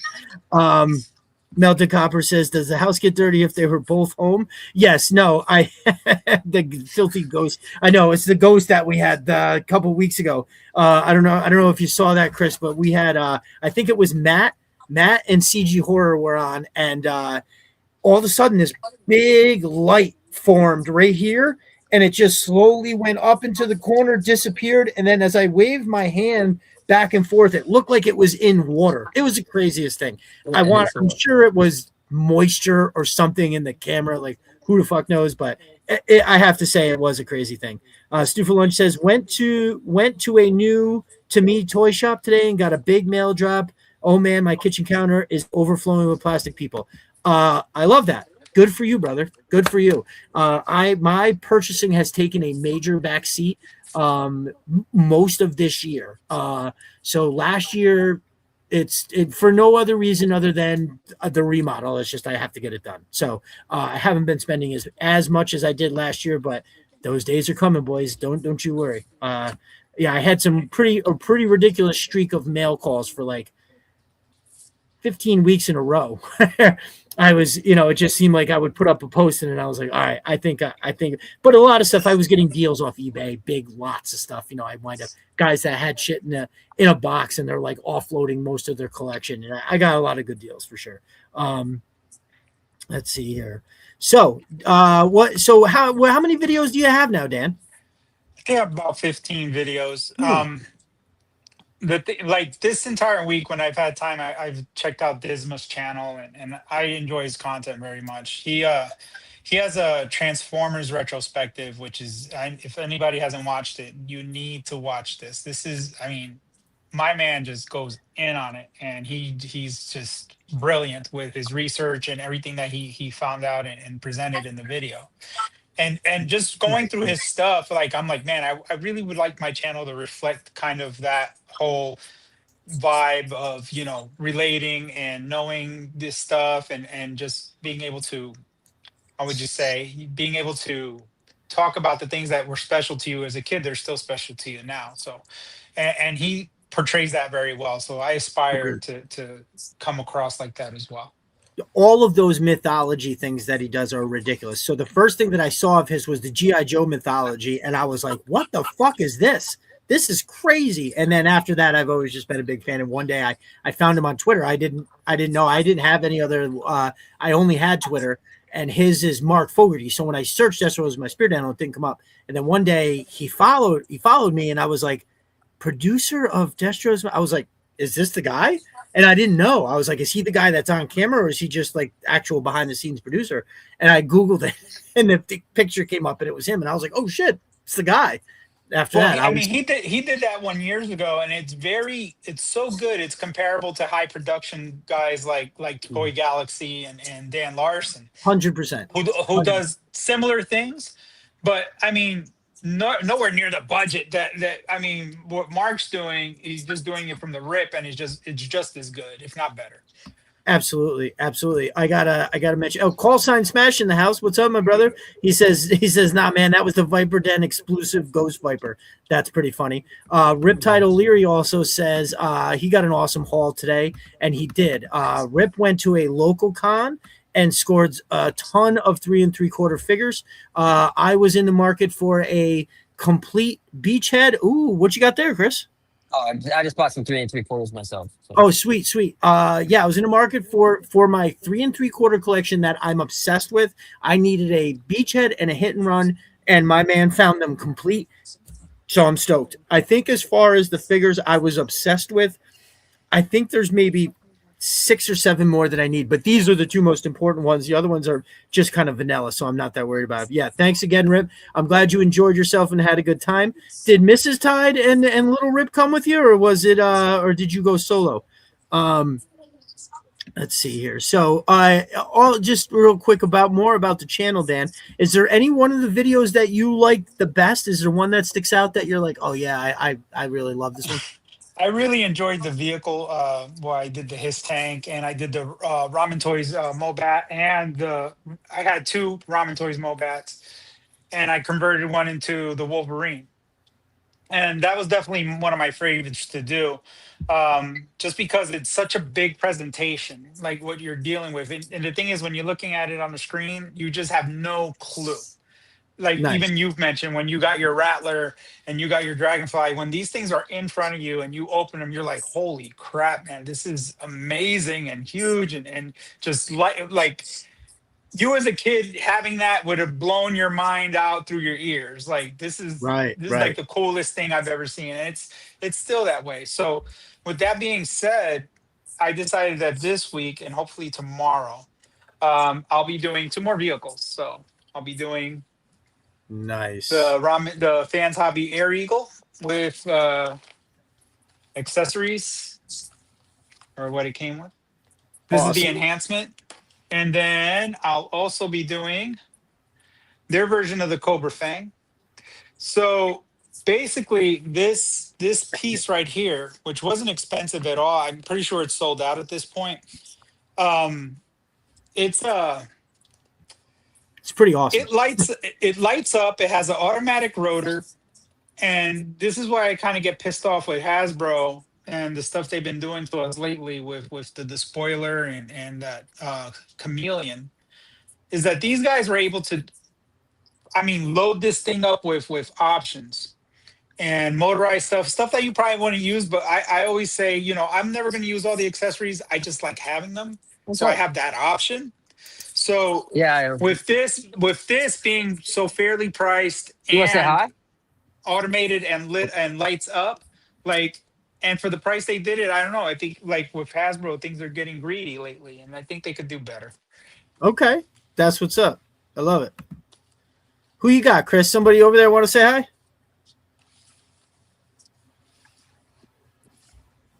You want to give a shout out? Oh, please. That's all right. I got it. Let me take this out real quick. Who is this guy? What's up, brother? Ah, shit. Audio went out. We lost the audio, guys.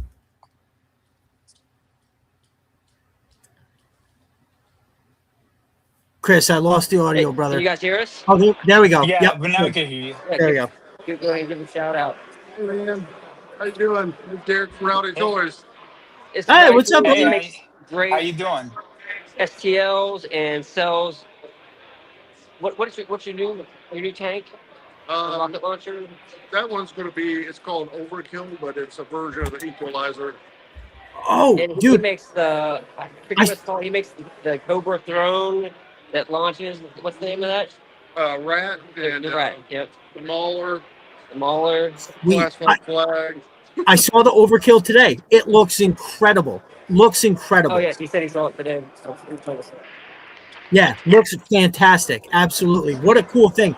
It's got the giant missile launchers, and it's almost like a long. Yeah, dude. Great job. That looks fantastic. I don't know. all right. Yeah, no, that's good. Yep.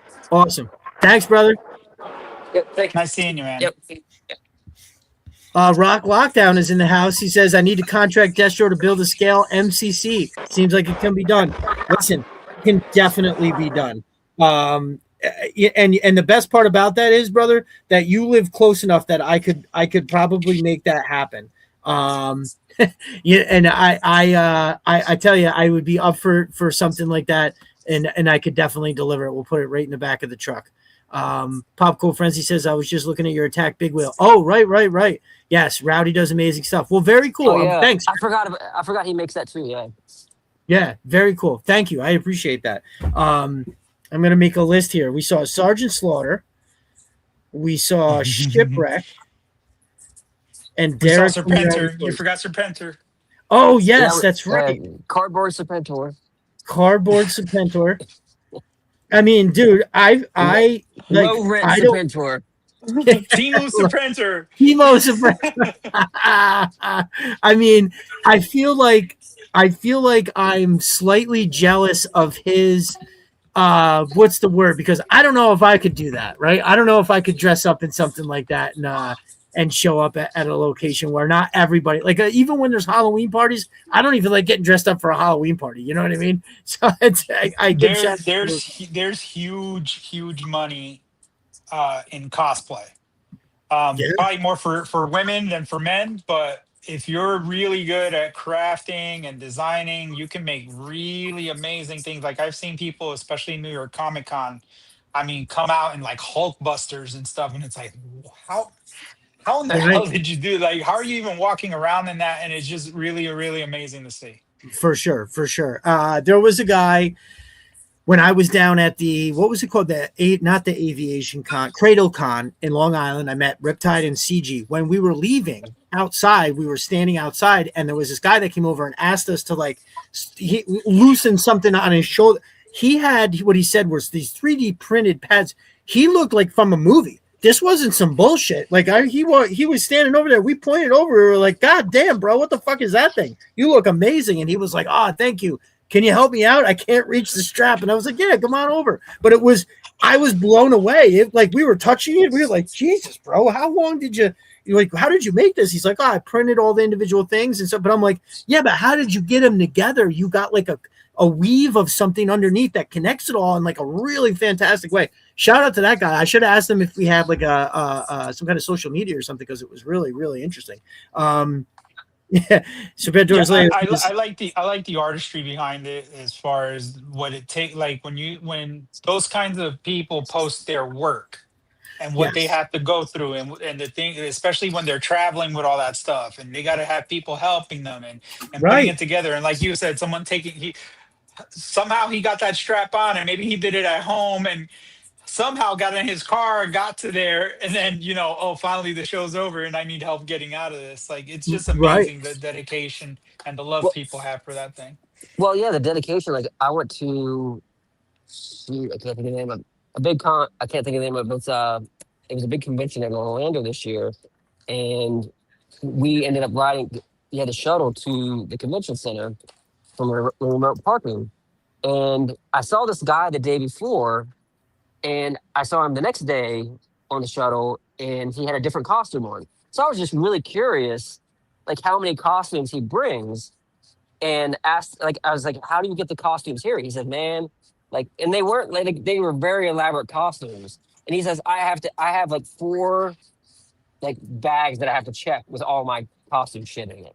And then that's dedication if you're checking 4 bags for your costume. Yeah. That's that love, right? Like the nights that, I just can't do it now because of the shit that I have for work, but I've done photo shoots where I'm up till like midnight and I have to get up in 4 hours, and I'm up, setting shit, trying to take photos. And that's because I fucking love it. I feel like that's, and shit like that, you can't do it unless you love it. Like, that's a labor of love, like 100%. Riptide says that suit was crazy. It was, bro. Do you remember what he was? He looked like, in my memory, it was like a very Night Creeper-esque, but I don't think he was a Night Creeper. He was something else. I honestly can't remember for the life of me what it was. Yeah, the GI Dave had a conversation with a Cobra officer too. I think that's one of those cool things that you get from cons. Is there anything else that stuck out to you that you've seen so far, Chris? From JoeFest? From JoeFest, yeah. Yeah, I mean, I saw some Vipers today. I saw a guy in a full snow storm shadow outfit. It looked awesome. Cool. Well, also, like, Ramen Toys was here. Like, so you were talking about, like, seeing those vehicles and getting them in hand and being amazed by them. I don't know if you've seen the Dukes of Hazzard stuff that he's been teasing for Ramen Toys. It looks crazy. I was kind of on the fence about it until I saw it in person today. The General Lee looks amazing. The figures look better in person than they do in the pictures. And I also saw his new releases of the vans. Like, he has this news van and a turtle van. They look amazing. They're all decked out. They're way more decked out than you would think. Shit. Also, Monster Force had a booth, and we were looking at their figures today. They're so awesome. Yeah. And those figures are crazy. They also announced they had a sample, or some of the new figures they announced in a case. And Larry Hama they have a Larry Hama figure coming out.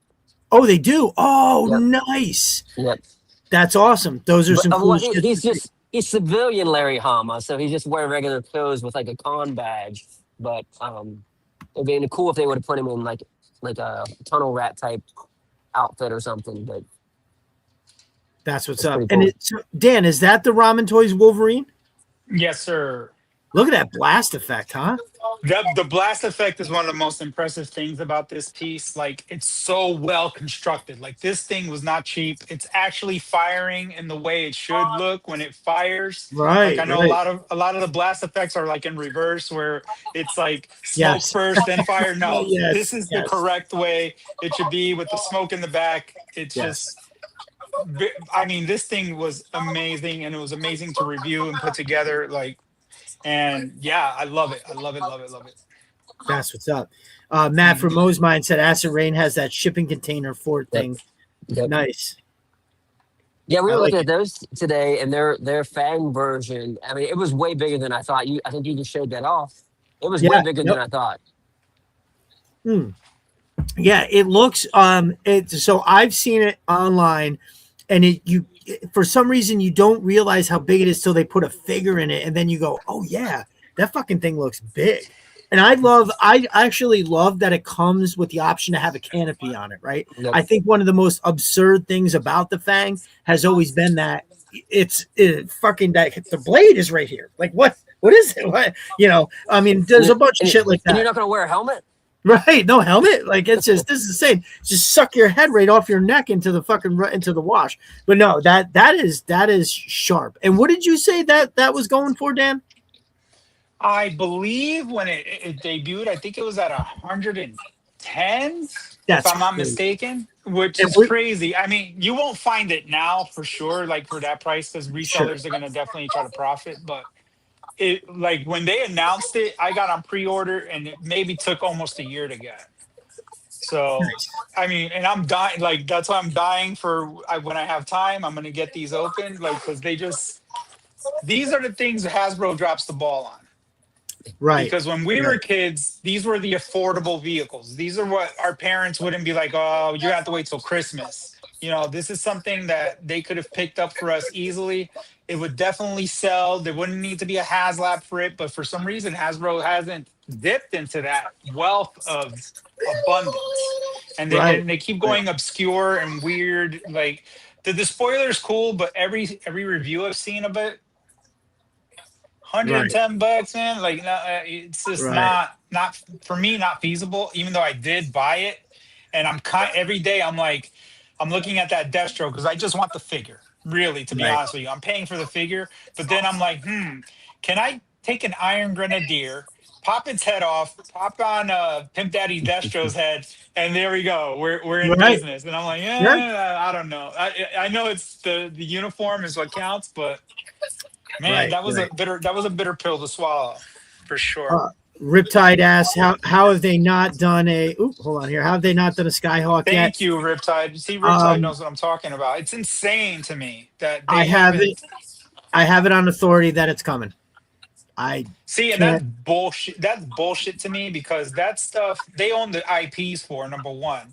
And it's so easy to get that out initially. Like you were able to get the Vamp out. You saw what the Vamp did and how it vanished off shelves. And all these other different mini vehicles, like we're still moccasinless. We're still I'm trying to think of other vehicles that like just simple vehicles that could get done that everybody would like, that they could make a decent profit off of. Oh, it's coming, it's coming. For me, they're just extending our interest, because I think they need to extend their interest because mine's waning a little bit. I'm buying less and less with each wave. Chris, I'm on the same page with you. Like with this latest releases from Hasbro and GI June or whatever they want to call it. This is a perfect segue for all of us to move into Joe June. Now, our brother Conrad is going to be joining us. Oop, I think we just lost Dan for a second. Our brother Conrad Hauser is going to be joining us. He said somewhere around 10.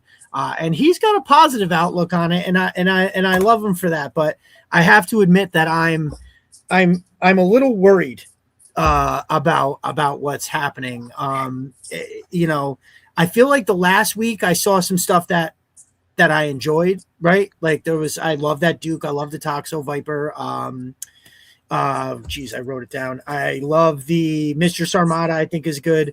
Synapse. I initially am kind of like, what the fuck is that? So, but I feel like there might be something there. Hey, there he is.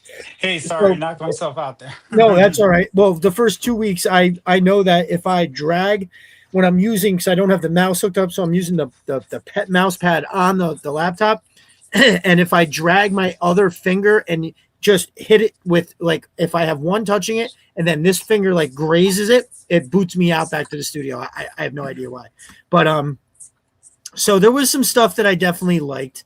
But I think ultimately, and I kind of said this, I think on Monday, was that I was Lenny and Tony leaving, Lenny leaving first. At first it was like, well, okay, so they lost. Okay, he's the head guy. That's bad, but we still have, Tony and the rest of the creative team. And then BMAC came out and he made that big post and he was like, oh, everybody, don't worry. Congratulations to Lenny and his new thing, but we still have the great D'Antonio and we have this guy and Corey, the sculptor. And then 3 days later, Tony left, and so did Corey. So it was like, to me, that's when it became, because if BMAG was putting that, he obviously must have believed that at that point, and then it changed. So there was something, it made me feel like, because people leave companies all the time. It doesn't have to be this conspiracy or whatever. Plus, we all have heard from everybody that's ever worked for Hasbro that it sucks ass to work there. So it was like, and the move and all these other things. So it was like, okay, maybe this isn't a big deal. But then those guys left after. It was like, oh no, they're saying. That's when I was like, this is a little strange. And then now I had heard long ago that we were not getting a HasLab, but when they officially announced it was like, and listen, if you break down each one of these things individually in a vacuum, you can tell yourself a story about why it's not a big deal. But then when you step back and you look at all of them happening, it kind of just, I was left with this feeling that I wanted Yojo June to solidify me in a sense that like it put me at ease to all these other things, right? There's a lot of uncertainty here. Let's knock Yojo June out of the park, and then we can all go back to feeling, like our line is in a good spot and it's all going to be good. And I didn't really come away from Yojo June feeling assured of anything other than, ooh, there might be problems.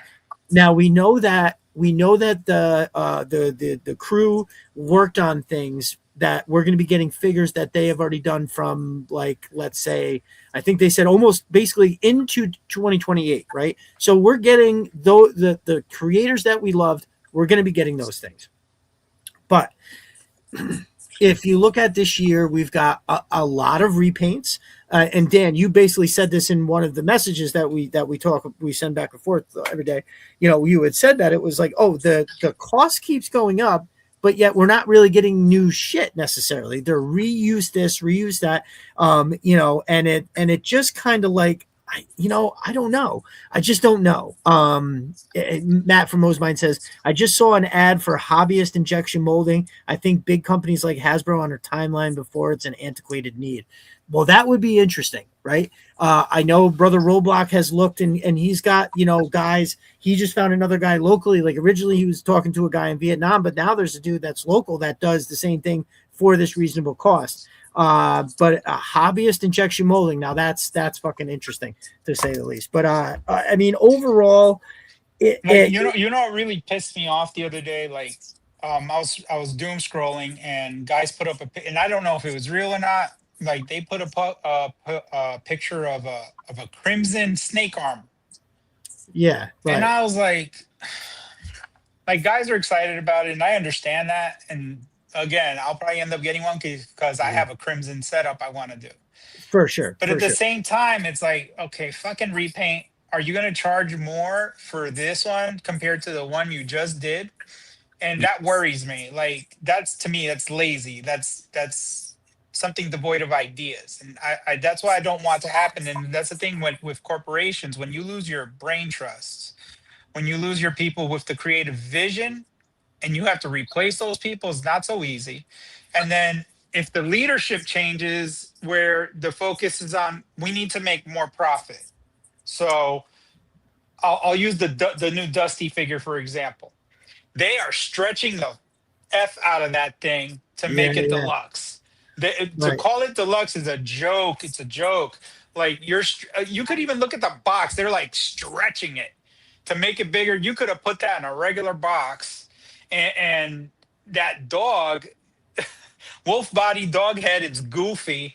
You're telling me, like, and we've discussed this, that it's worth $30. That pet is $30, dude. No, I'm sorry. Right. Like, and I think it all started with the Hooded Cobra Commander. They could have done jackpot numbers just releasing the figure, and I understand the throne aspect of it is really cool, but I don't know if that throne is worth $40, man. Like, does it do anything? Does it have wings? Can it transform into something? Like, if it's just a big hunk of plastic that they painted, then it's not. To me, it's not worth it, and I didn't purchase it. Oh, what happened? Did I knock you out, Chris? I don't know what happened. Yeah, I'm not hearing you. I'm not hearing Michael. No, not at all, Michael. You're out. Let's see. Chris, can you hear me? I can hear you. Yeah. Okay. And I can hear Dan now. I know. Can you? Chris. Yeah, definitely not getting any audio from you, Michael. All right, Chris, can you tell him to back out and then come back in? Can you please? exit and back out, Dan? Yeah, I can do that. Conrad in the house. What's up, brother? What's up, man? How are you gentlemen doing today? What's up, Chris? Oh, great. I can't hear Conrad. Oh, you can't now. You can't hear Conrad. No. All right, so we Conrad, you're probably gonna have to back out and then come back in again, because I can hear you. There we go. Just a second. Let's try it again. All right, cool. Thank you. Yeah, he's gonna back out and then come back in. That's such a weird glitch. It is. It really is. And the fact that look. As far as I'm concerned, as long as it works when he comes back in. Yeah, I hear you loud and clear now, Michael. Okay, great. All right, so there we go. And then Conrad is here. Try it again. Hey, dude. Nice. What's up, man? Dan, how's it going? Chris, can you It's hear me going now? good. We Nice good? to guys see hear you. me? I Yep, can hear you, Chris. I can't hear Conrad. Conrad, can you hear Chris? I can hear Chris, yes. Okay. Let's see. Chris, you want to got a back? poster You want to board back set out? right You're on right. that. I'm pulling the cord. That's it. It's so weird. I'm not sure. Your audio went out, Michael. No, When really? Chris, yeah, you're not. Yeah, I'm hearing both of you fine. Can you hear me? Yeah, I can't hear Conrad either. I'm gonna back out as well. Okay. All right. Hello. All right. Yeah, Conrad, that's say so. something. I can hear you, Chris. Can you hear me? Yes. All Let's right. go. All right. All right. We're One more close. time. So we need just Dan to come back in, and we just need it to work. I'm going to laugh so hard if he jumps in and then we all can't hear each other again. And like well, the telephone. thing is, I don't have a clue what to do. Like No. I don't have any options to kind of, Yeah. to move it around. All There right, he is. Dan, good. I Okay, hear Hello. everybody. Can you hear me? All right. all right, good. Yes, Now sir. Yes, sir. everybody, don't move. Don't touch the antenna. Leave the antenna alone. Well, you came in at perfect time, Conrad, because Yeah. I know you have a optimistic view of Yojo Yes. June and what happened. So Yeah. you're looking at it in a unique way. You wanna touch on that? I was not disappointed at all by Yojo June, and part of that's because I knew months ago that we weren't going to get a HasLab this year. Right. And to be honest with you, I have a little bit of inside information, so I kind of knew what was going to happen ahead of time. There were some surprises. Psych Out, I was not surprised about. We'll talk about him in a minute. Right. So like Synapse, I didn't know that was going to happen. I didn't know about the Vamp Mark II. There's a lot of things I had no clue about. And so there were a lot of things that surprised me and made me happy to see. I don't know. We got 21 figures revealed to us, most of which were new. Yes, there was a lot of mold reuse, but they've been doing that for the past several years. I think what's really happening in my mind, this is my opinion, and by all means, speak into this, tell me if you think I'm off.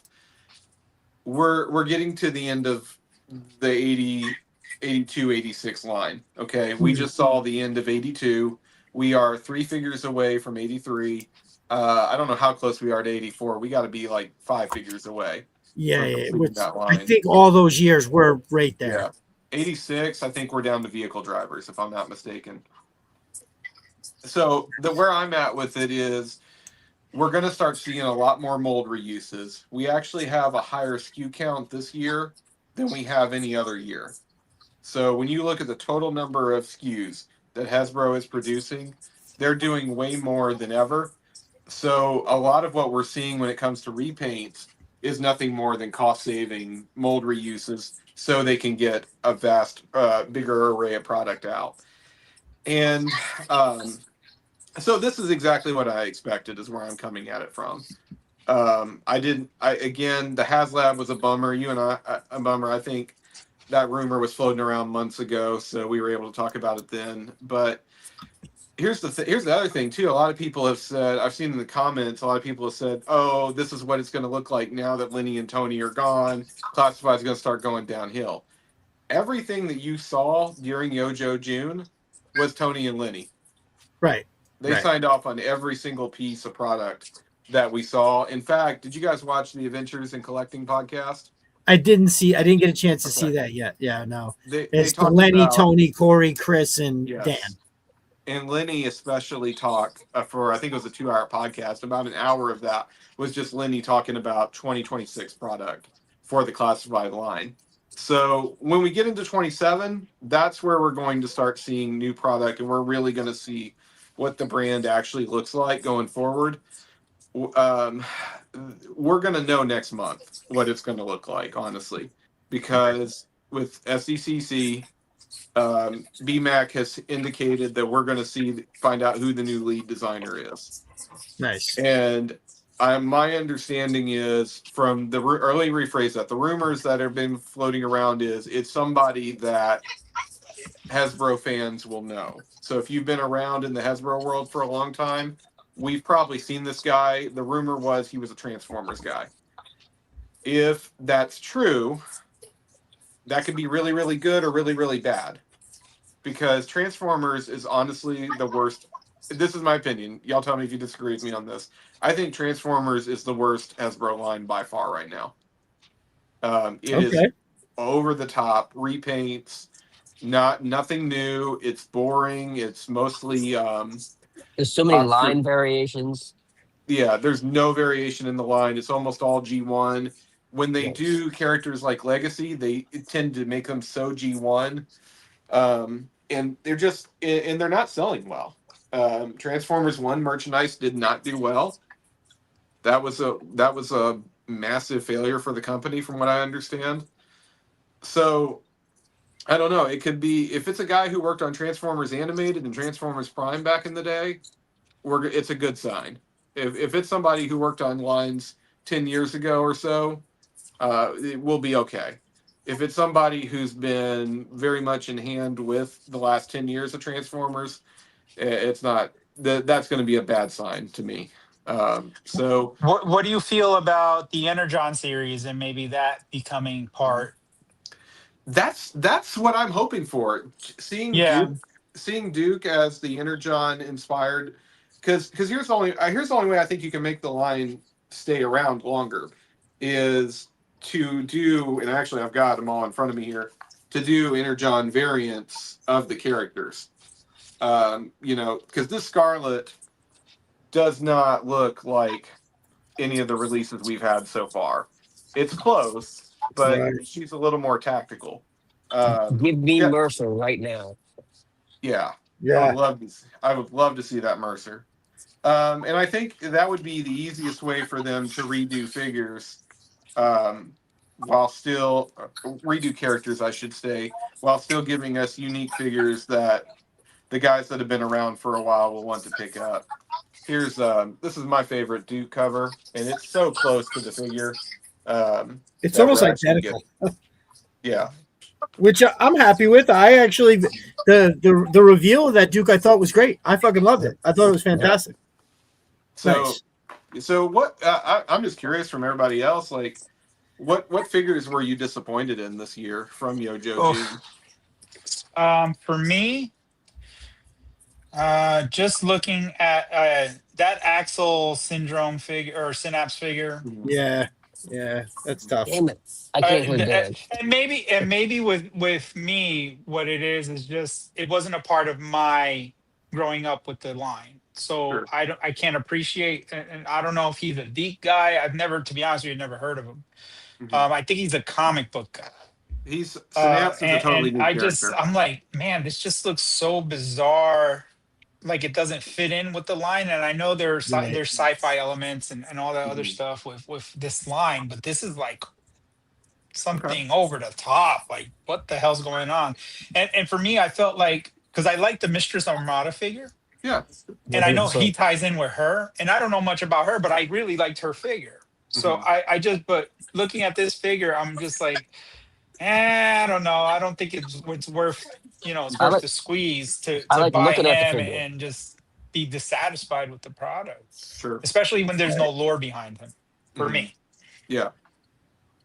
No, I get where you're coming from. Synapse is I can't hear you anymore. I'll back out. Oh, shit. Yeah, I don't know why it keeps happening. I wonder if it's when I'm not really. No, I wonder if it's when I'm trying to add. Maybe I'll have to take a look at that. Chris, anything that you're disappointed in? Anything about you? What are your overall thoughts and feelings here? I only pre-ordered Duke, Mr. Sarmata, Iceberg. Shoot, I don't know who else I did. But what the hell is it? It's not Deep Six. What's his name? Deep Six is the diver guy. Yeah, that. Yeah. I didn't. It's kind of cool, but like I think it's cool, but it's a he's gonna have his there's a diving miss suit there. on all the time. Yeah, and like the arms don't really fit how it would look if there was an actual guy in there. Like it's just strange, and then the weapon is strange as well. Agreed. And I thought it was kind of. I mean, it's a little weird and kind of cool at the same time. Then when they gave you that skeleton head, the skull, that's really interesting. A different take. But yeah, I passed on that one. Okay. Synapse, yes, definitely passed for me. Yeah, I was a pass on Action Man as well, and I know that's a British flavor. I kind of like that. Thing. I'm kind of interested in that one. Yeah, I just for me, it's like I saw the accessories, and I'm kind of like, okay, a lot of like Conrad said, it's going to be expected a lot of reuse, but it's an Alpine figure, man. Like it has almost all of Alpine's accessories. And I was going to quagmire about Tomb Raider. Giggity. Give me that Tomb Raider right now. Yeah, I like the Tomb Raider as well. And Michael made me laugh with like, well, the honkers aren't to proportion. they're not pointed enough. I was definitely looking for something a little outrageous, but I mean, I knew each release of the game they get smaller and smaller. So yeah. True. Less pointy as the graphics got better. They were less pointy, but more definitely a little bit smaller. I agree. You were wanting this. You were wanting this shape. Exactly. Yes. Very good. It's a bench pillow, or I'm not buying it. Right. It was also I couldn't help but I thought for sure that there was that she had like the standard look was the Desert 50 cals like on each side, and apparently that was not the case. One young lady was nice enough to point. She was like, no, it basically some version of 1911 is generally what they had on there, and so that it is what it is.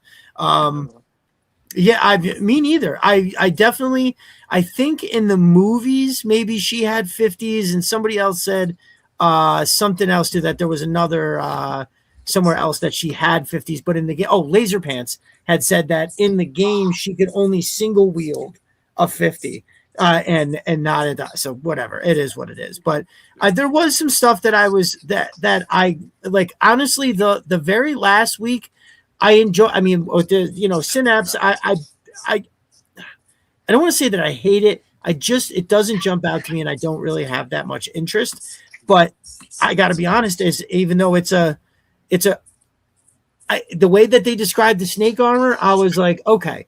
They said that it's a crimson snake armor, but if it just had a little gold here and there, it could look like an Iron Grenadiers. And so for me, I could do what I did with this right here. I actually made this. I put a couple gold touches on it and made it a Iron Grenadier drone for Destro to follow him around as like a bodyguard kind of thing.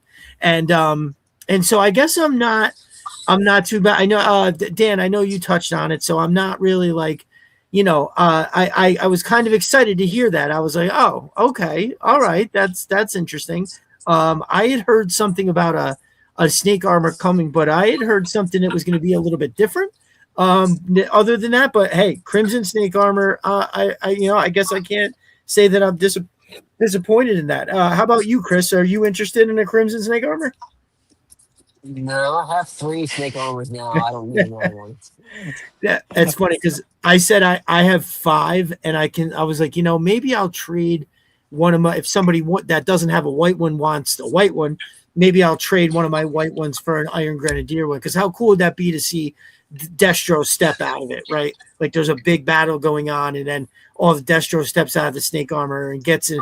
You know what I mean? It's like I'd rather see him in that snake armor than that tiny despoiler, I guess, in a way. The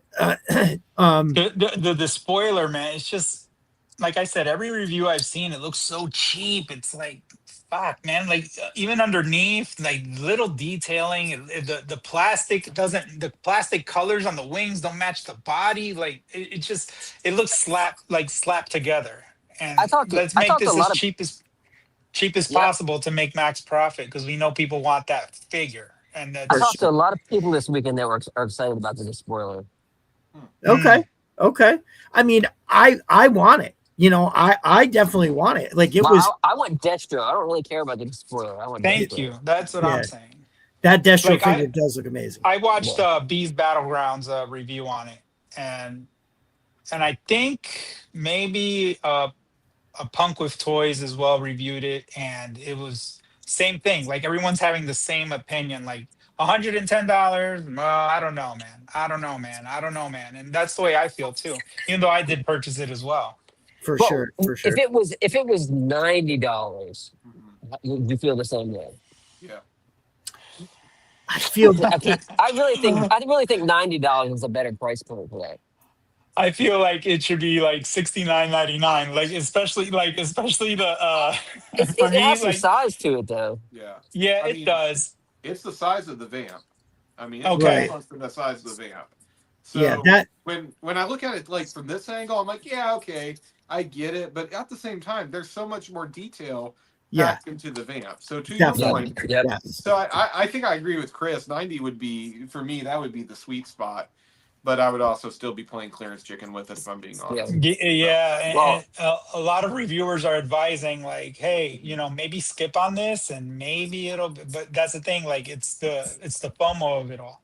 So you don't want to take a risk, like all those guys who probably risked on Vamp, and next thing you know, it's gone. Which should have been a mainline piece, Hasbro. Not for nothing, that should have been something not exclusive. Mhm. For And sure. For yeah, sure. yeah. Something The, else the that oh, sorry, go ahead, Dan. No, the other figure that was, and we mentioned it, a huge disappointment was that Dusty, like a third Dusty figure. Like, really, guys? Like, are people clamoring for him?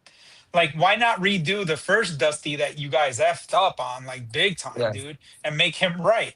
Like, when I was doing the, I think Kamakura figure review, I noticed that his headpiece, you could turn into a desert type for Dusty and it would look great. Like it doesn't need to be removable, doesn't need to be soft goods. Just make it fit, make it look good. Don't make it look like, and I know you guys probably have that figure. That was to me, all the figures I've looked at so far, the most disappointing one. And I was really hoping, well, maybe they'll go retro card back on this and fix the problems with it. But nope, we get a different version. And then now we're getting this version with that cheap Weird dog. coyote. That weird Yeah, coyote. Yeah. yeah. It's He has just his for legs and his $52, legs look like dude. human length arms. It Like, definitely looks a little weird. The I don't know what it is. Oh, well, I'm sorry. I do know what it is. It's the legs. I don't know why, but the legs definitely look a little strange. But They reused the timber legs, and I'm absolutely. not thrilled with that. It should have been a lot thinner. Yeah, the wolf does not look right at all. The head sculpt But looks I mean, great. even if you guys look at the box, because it's supposed to be deluxe. If you look at the box render, they're stretching that deluxe branding on there. Like, Jesus, man, this is not. To me, it's not deluxe. It's their attempt to make it look like you're getting a lot of stuff and it's worth the $52 you're charging for it. But we're It's not looking easily Ross for fooled. less for me. Yes, right, yes. right, Dan. I'm trying to fire up a picture of this dog real quick. What? Okay, out of So we can have curiosity, a good laugh. so like clearance. So if that goes to clearance, what is the maximum price you'd be willing to pay for the Dusty and Sandstorm set as it is? Probably $15. I think I'll be fair. I'll say 40. And that'll be a reluctant 40 because I'm not really thrilled with that dog. I'd have to do something about that dog, or just totally throw him in the box of forgotten toys. Gotcha. With all the other accessories I don't use. I have wanted that version of Dusty for a while because I really do like the original 91 figure. I've always liked that design, but I think I'm gonna have to go 30. I think that's what I'm gonna be looking for. If 30 if sounds right. there was a better kit, more weapons, that kind of thing, I've got a bunch of Valaverse desert weapons. I'm gonna slap some of those on him. But yeah, I mean, for what I'm paying for it, yeah, 30 seems about right to me. I'm actually really surprised. I'm looking at Hasbro Pulse right now. It's marked as sold out. Yeah, but that's on purpose, dude. That's a marketing tactic. So if you go to Entertainment Earth or you go to Big Bad Toy Store, plenty are available. So that's them creating hype and FOMO. So we'll put out 1,000 or so, maybe they'll sell, and if they don't, we'll just make it sold out so that people really want to buy this, because this is going to be our highest price point and our highest profit margin is to sell this figure that's not worth $52.99, and maybe a few guys will buy it and we'll make some profit, and then throw them to Ross and Ollie's. All right, here we go. Yeah, listen, I think that they have absolutely crushed every animal that's come out, especially the polar bear.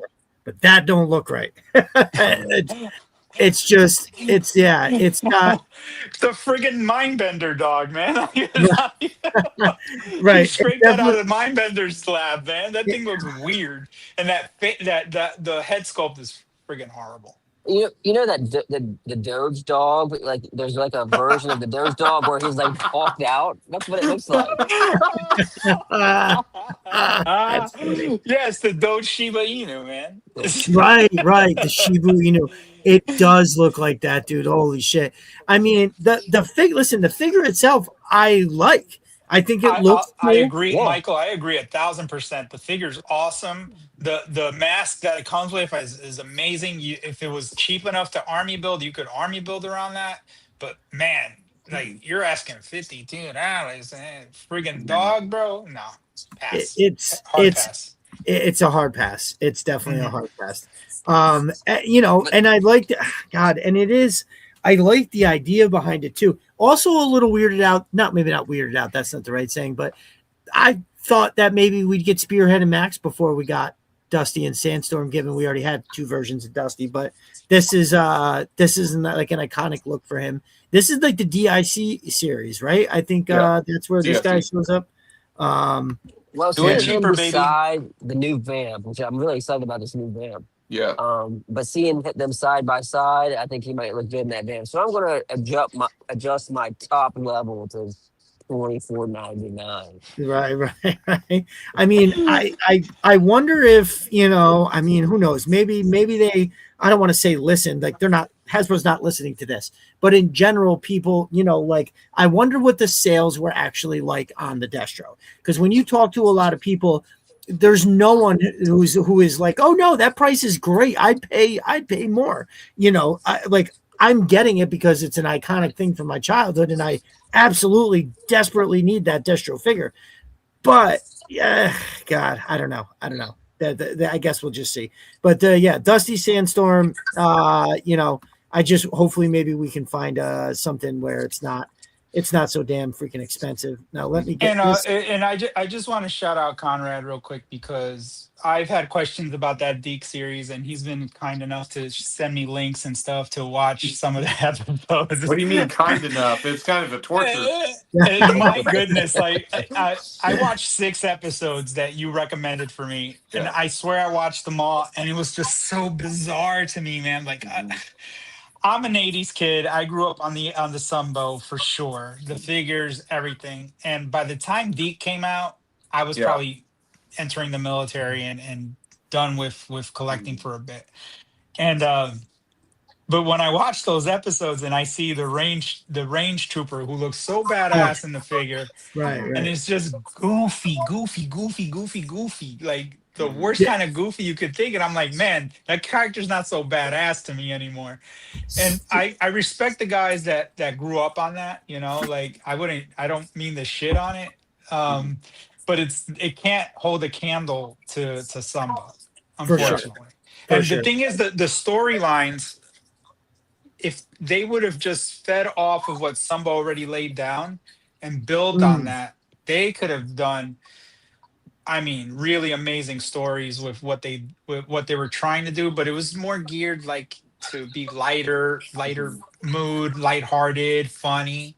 And that probably had a lot to do with the political climate at the time, and and mom's not wanting kids to buy Yeah. war toys and stuff like that. So Well, and I they gave it a also, chance. I gave it a fair shot. yeah, I was entertained, yeah. but it's If you not go something I in would get knowing into. if you go in knowing this is a comedy series about GI Joe, it works a little better. But For even sure. then, it's not great. I'm not even gonna pretend it. The thing I like about it is I get to see a lot of my favorite characters animated for about 20 minutes and see some of Mhm. these designs that I actually really love. Uh, there's a few things DIC does right. Snake Eyes and Storm Shadow is actually good. Like I when agree. the I agree. episodes where they're in, The sword story you sent. yeah. I thought it was a good story. Mhm. I just like I was watching it and I was wishing he was in his black instead of the Yeah, blue getup. Like yeah, I was like, man, this story would be so much better if he was in his Sunbow stuff. But yeah. I mean, it was a good story. I'll admit. The one character I loved, I think it was General Hawk. Mhm. Because for me, he was just with his shades on, like he was getting high or Yeah. something. Like his character is so doofy, like totally blasé. Not the Mhm. guy I grew up with, who was military strict guy. This guy was like, yeah, you want to blow some shit up? Fuck it, go blow some shit Mhm. up. Like what? Who the fuck is this guy, man? So in the first season of DIC, General Hawk is voiced by Ed Gilbert. So the original voice from the Sunbow series. Mhm. And the first season of DIC has a lot of Sunbow scripts. I Found You Evie is a Sunbow script. And there's a Mm. couple other ones as well. But again, when they went into direct and do everything, they wanted it to be more like Ninja Turtles because that's what Yep. was selling right now. And that's the And vibe I got watching it. yeah. So Nice. here's what's weird. Here's the thing about DIC you got to remember. Remember, yeah, everybody's got like because we like to crap on it and we're right. But here's the thing: we wouldn't have GI Joe the way it is today if DIC didn't exist, because Kurt Bozigan has said 100 times. Transformers died in what 89? Did he make it to 90? Oh. Um, Because it was gone for I a few think years. 90 might have been the Metroplex era, Triptychon. Because that would, Uh, yeah. So there's Generation 2, and that only lasted for I think a year or two. But there's this period where Transformers doesn't exist. And if DIC hadn't happened, Kurt Bozigan has said we wouldn't have had toys in 90, 91, 92, and even into 93. And some people would say, okay, take it or leave it. I could do without those figures.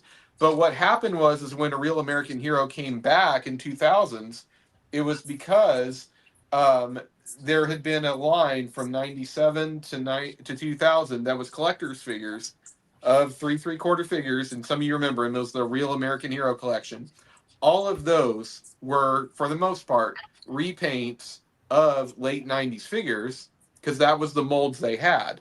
So it's mhm. kind of like this butterfly effect. If you don't get the molds and you don't get the figures in 91 and 92, you never have that Real American Hero collection in the late 90s.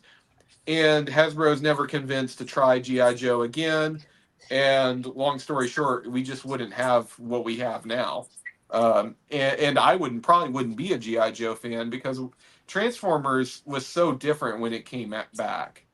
Whereas GI Joe has maintained kind of I want to this is the wrong word to use and y'all gonna make fun of me, but it has a purity that Transformers doesn't have. GI Joe is pretty much the same thing through every era. Transformers has Bayverse, it has the Unicron trilogy, it has G1, and that fandom's generally a mess.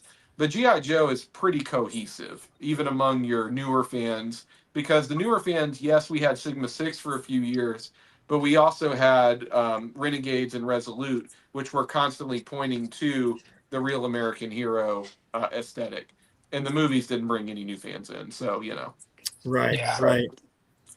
Like I For- legitimately think I think the movie. I don't think a single person. I'm exaggerating, but it doesn't. It like with Transformers. Transformers had its whole new era, right? That came from the Bayverse, and there's really, I think, almost as many Bayverse fans as there are G1 fans. But I don't think the GI Joe movie has any defenders. I just, I don't know. I don't think so. I haven't even watched them because my whole thing was I remember when the Bayverse Transformers movie first came out, I was Mhm. excited about it. And then I started not getting excited about it because I didn't like the fact that Optimus Prime didn't have his mask and his weird lips. And I'm like, okay, what's happening? And I watched it and it's incoherent to me. Yeah. And my wife was always like, oh, you know, you're going to love this movie. You probably love that movie because I collect Transformers. Yeah. I don't collect Hasbro. I collect Masterpiece. Right. So like, I'm definitely G1 era kind of guy. But I saw what Hasbro was putting out. And I'm like, man, this sucks. Like for the price point and what they're putting out, this sucks. But when I was looking at Masterpiece, which most of it is done by Takara or third-party people, and they do really, really good work. But Masterpiece is going to squeeze your wallet for sure. Like it's expensive to get. And I haven't bought a Masterpiece in a while. Like the ones on my bucket list are the Dinobots, the Gigapower Dinobots. But that whole set, you're looking, it's going to set you back about $2,000. Yeah. And but they're amazing looking. They are like ridiculously well made and constructed and just perfect replicas of the things you love to get. So going back into the movie thing, now I avoided being that I saw the first Transformers Bayverse. I said, nope, not gonna bother with any more of that. And when the G.I. Joe movies came out, being that I hated the Bayverse, I said, I'm staying away from this. I'm not gonna let it taint something I love. I haven't watched a single one. I think the second one, the Retaliation, is there's things about each movie that I can pull out and say this is okay, that's okay, it's whatever. The Rise of Cobra, I can, if I'm trying to fall asleep, I can throw it on and just watch. You know, you just try to ignore it. You know that it's not that good. I don't know. I can get down with those just a wee tiny bit. There is that one scene in Rise of Cobra where they're in those suits, the accelerator suits. Even though that doesn't exist in G.I. Joe, it's a really cool action scene. I kind of like how they did Storm Shadow. I thought it was cool. Oh, there you go. Nice. Very good. I don't know. I don't know. But something that they did. This is something else that they named is that we're getting a triple T. I don't know if it's got working treads, which I'm assuming it's gonna. I don't know. I mean, it's I don't know. I had one as a kid. And I didn't really use it that much. It was one of those things that I just kind of like, I would just stick a couple guys on and they would just kind of ride in if there was like a, you know, what do you call it? Like a, you know, if we were doing a front line battle, I would just send that right up there. I think they could make something like this look pretty cool. How about you? Do we know if it's coming with another Slaughter figure? We don't know yet. Don't know. It's a pass for me. I mean, it's kind of like, I don't know. I mean, which version don't we have? We have all the Slaughters, right? Does that sound right? Like, I only need one Sergeant Slaughter. I don't need. Yeah, I'm on that same page. I hope he's not still down here and hears me say that. I had opened him up and I was talking about wrestling at that point in time when these figures were coming out and he was in the cartoon. He was actually a heel during that time. He was actually siding with like the Arab powers and like being a traitor to USA. So I was like, well, maybe that the one that came with the I'm sorry, I'm drawing a blank. The tan one. You know, I was like, oh, I could use him as the enemy version of Sergeant Slaughter, which is what I remember that being at that time. Nice. That's more or less what we got in the 2-pack with Mercer, right? That's the one I'm referring to. Yeah. Okay. Okay. Yeah, that one was all right. I think Conrad actually pointed out that it was on sale. What we were trying to make a trade, and I think he was like, "Hey, this is on sale." And I think I bought one for you, and I bought one for me. And the weapons that 2-pack came with, I think, were fantastic. GI Jedi says Chris on the Full Force said the Triple T will come with a Sergeant Slaughter figure, and it will be a new version. I mean, listen, with all due respect to the Sarge, I like in Arise, Pinto Arise, when he goes nuts on the bats, I kind of was like, what is this? You know what I mean? I remember as a kid being a little bit like, what the fuck? You know, it kind of stuck out as a little bit crazy. And I didn't really mind him or anything like that. But again, you know how I have that no sleeve policy. Something about it, you know, like anybody out there with no sleeves or shoes, I'm fucking talking to you, Quick Kick.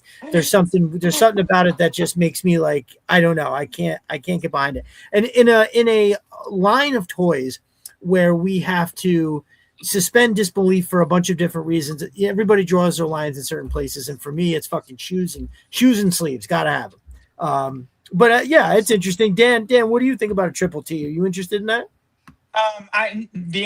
This is from my era, and I never had one. We wanted one.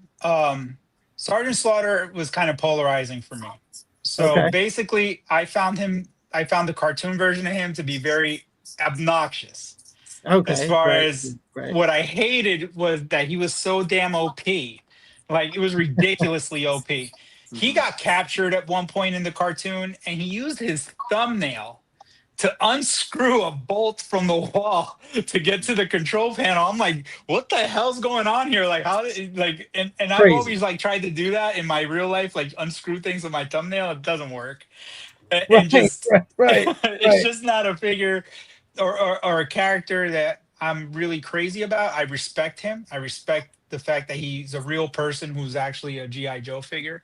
I heard the gentleman who is Sergeant Slaughter is an awesome person, very friendly, very nice, goes all the cons. And I also heard he's still under contract, so they have to release Sergeant Slaughters because of the contract. I may be wrong. I've heard that somewhere. And that's why we get so many, because I was complaining like, okay, enough with the Sergeant Slaughter, like Jesus. And someone had mentioned that he's got a contract and they have to release Sergeant Slaughter. So maybe that Triple T will come with one. Nice. I think it'll be the mail away version, the USA tank top. That'd be my guess on what it would probably be. So yep. But anyway. And Michael, you're right about the short no sleeves guys, and especially Quick Kick being in the snow with no shoes, no shirt. I hated Quick Kick growing up. I really did. I hated the figure for a couple reasons. The cartoon one, I hated him because he would like beat up Storm Shadow so easily, and I'm like, what the? This guy doesn't even have shoes on. And then the figure, if you guys don't remember the 3 3/4, if you played with it enough, he'd get gangrene on the feet. All the paint would rub off his feet, and he'd have black toes. So I just couldn't stand him for any. I couldn't tolerate him for any little bit. But I do like the Night Force Quick Kick very much so. That's an amazing figure. It is an amazing figure, and shout out to Brother Animus for giving me the instructions on how I can get a shirt onto him. He gave me where to find the shirt and the whole thing. Yeah, all right, very good. So, you know, it's reasonable views of that. The other name reveal that we got, now I only have the one picture. This is just Mutt. We're getting into with the Mad Marauders 2-pack of Footloose and Mutt and Junkyard. Now, I don't know about you guys, but I have to say I'm a little excited for this. I know it's repaints, it's everything, but dude, if you really look at any of the Mad Marauders figures, they're pretty fucking awesome. Like even this one, which you can find on clearance, is the Mad Marauders Barbecue, and it is, I'm sorry, this is a cool ass figure, and the colorways are great. So they have this. One of my favorite, the most surprising the package that I ever got that I was kind of like, is the Spirit and Lowlight 2-pack. Those figures are off. Yeah, look at that figure. Perfect. The figure is off the hook. It's completely insane. Hold on, let me put it up on the thing. Yep.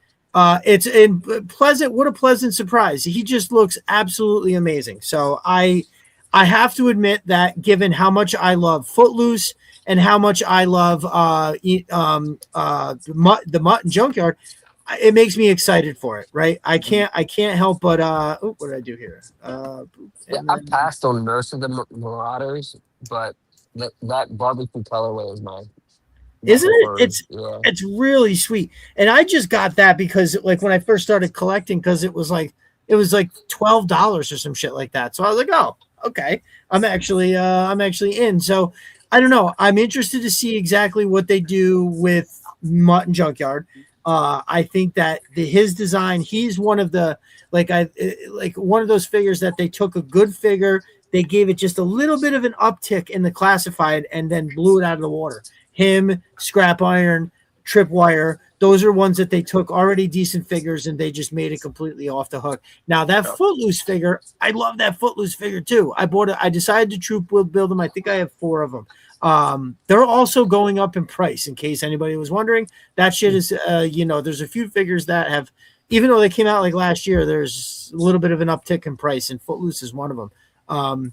But I'm interested. Conrad, this 2-pack, how you feeling, brother?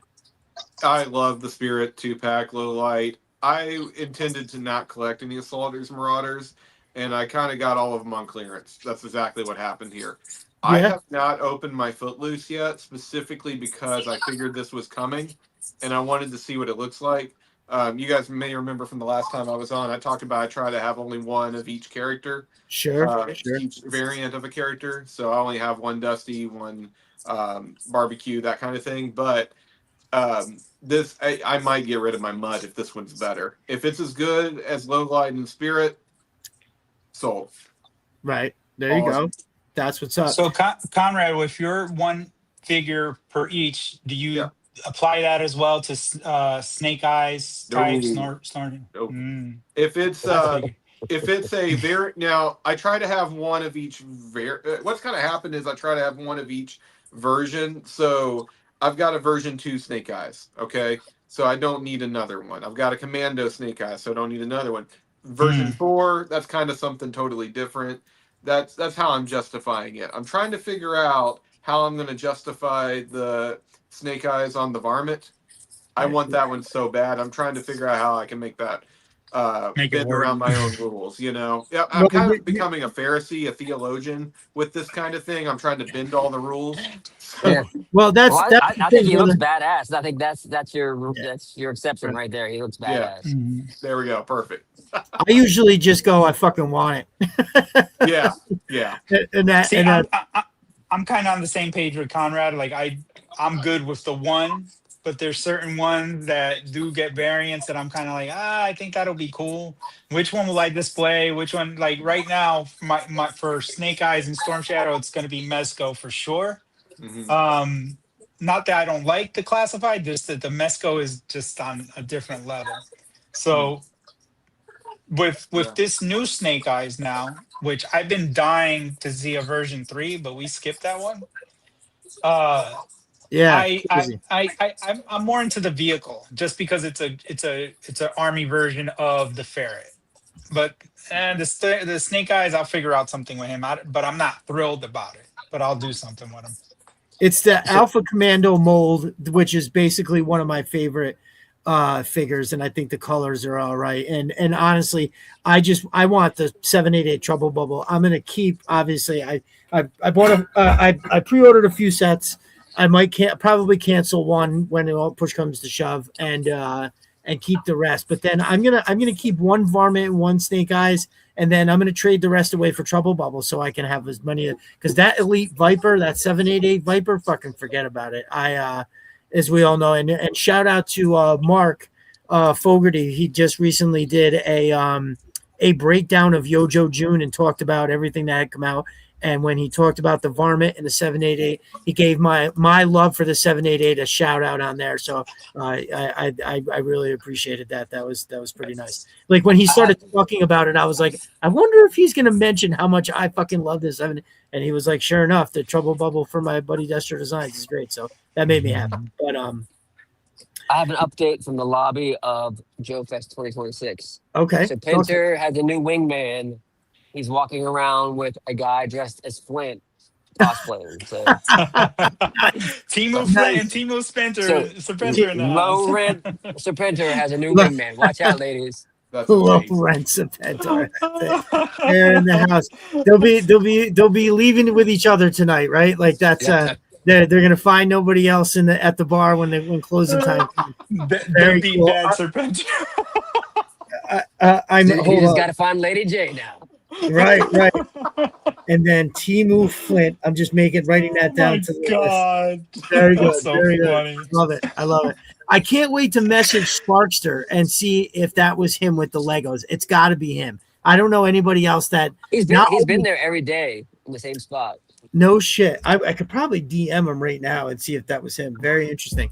So yeah, it sounds like consensus. Everybody's or Dan, how do you feel about the 2-pack? I know you're a little more picky with some stuff. Does this strike your fancy or not? I initially passed on it, but then I took a closer look, and that 788 Viper is just I gotta have it, and especially since I have all the other 788 stuff, it would just go well with that. I think. Again, I would have bought it individually. There have been no question. I would have bought it. The snake eyes made me pause, and the price point, but I get it. And I said, you know what, I'll order it. You know, if anything, I could probably sell the snake eyes. Right. But I mean, it's good. It's what I'm used to, what I like. So I don't have any major complaints about it. I just don't understand why it had to be a 2-pack. Yeah, I don't know. They really got us there. I think they would have wound up selling more ultimately if they had them individually, right? I don't know. Well, I think they would have sold more of the whatever it's called, the ferret and snake eyes. But I think it's partially to sell the trouble bubbles. I think is why it's a 2-pack. It's apparently some of the retailers have been asking for a battle in the box kind of pack, and so that's why they're doing it. It's again, it goes back to that SKU count thing from earlier. Yeah. They're trying to get the SKU count up, and this was an easy way to just reuse some molds, satisfy your retailer. There's a lot of that, especially right now because retailers are tightening up so much on their product. I don't know. Do you guys have a Walmart near you that carries classified?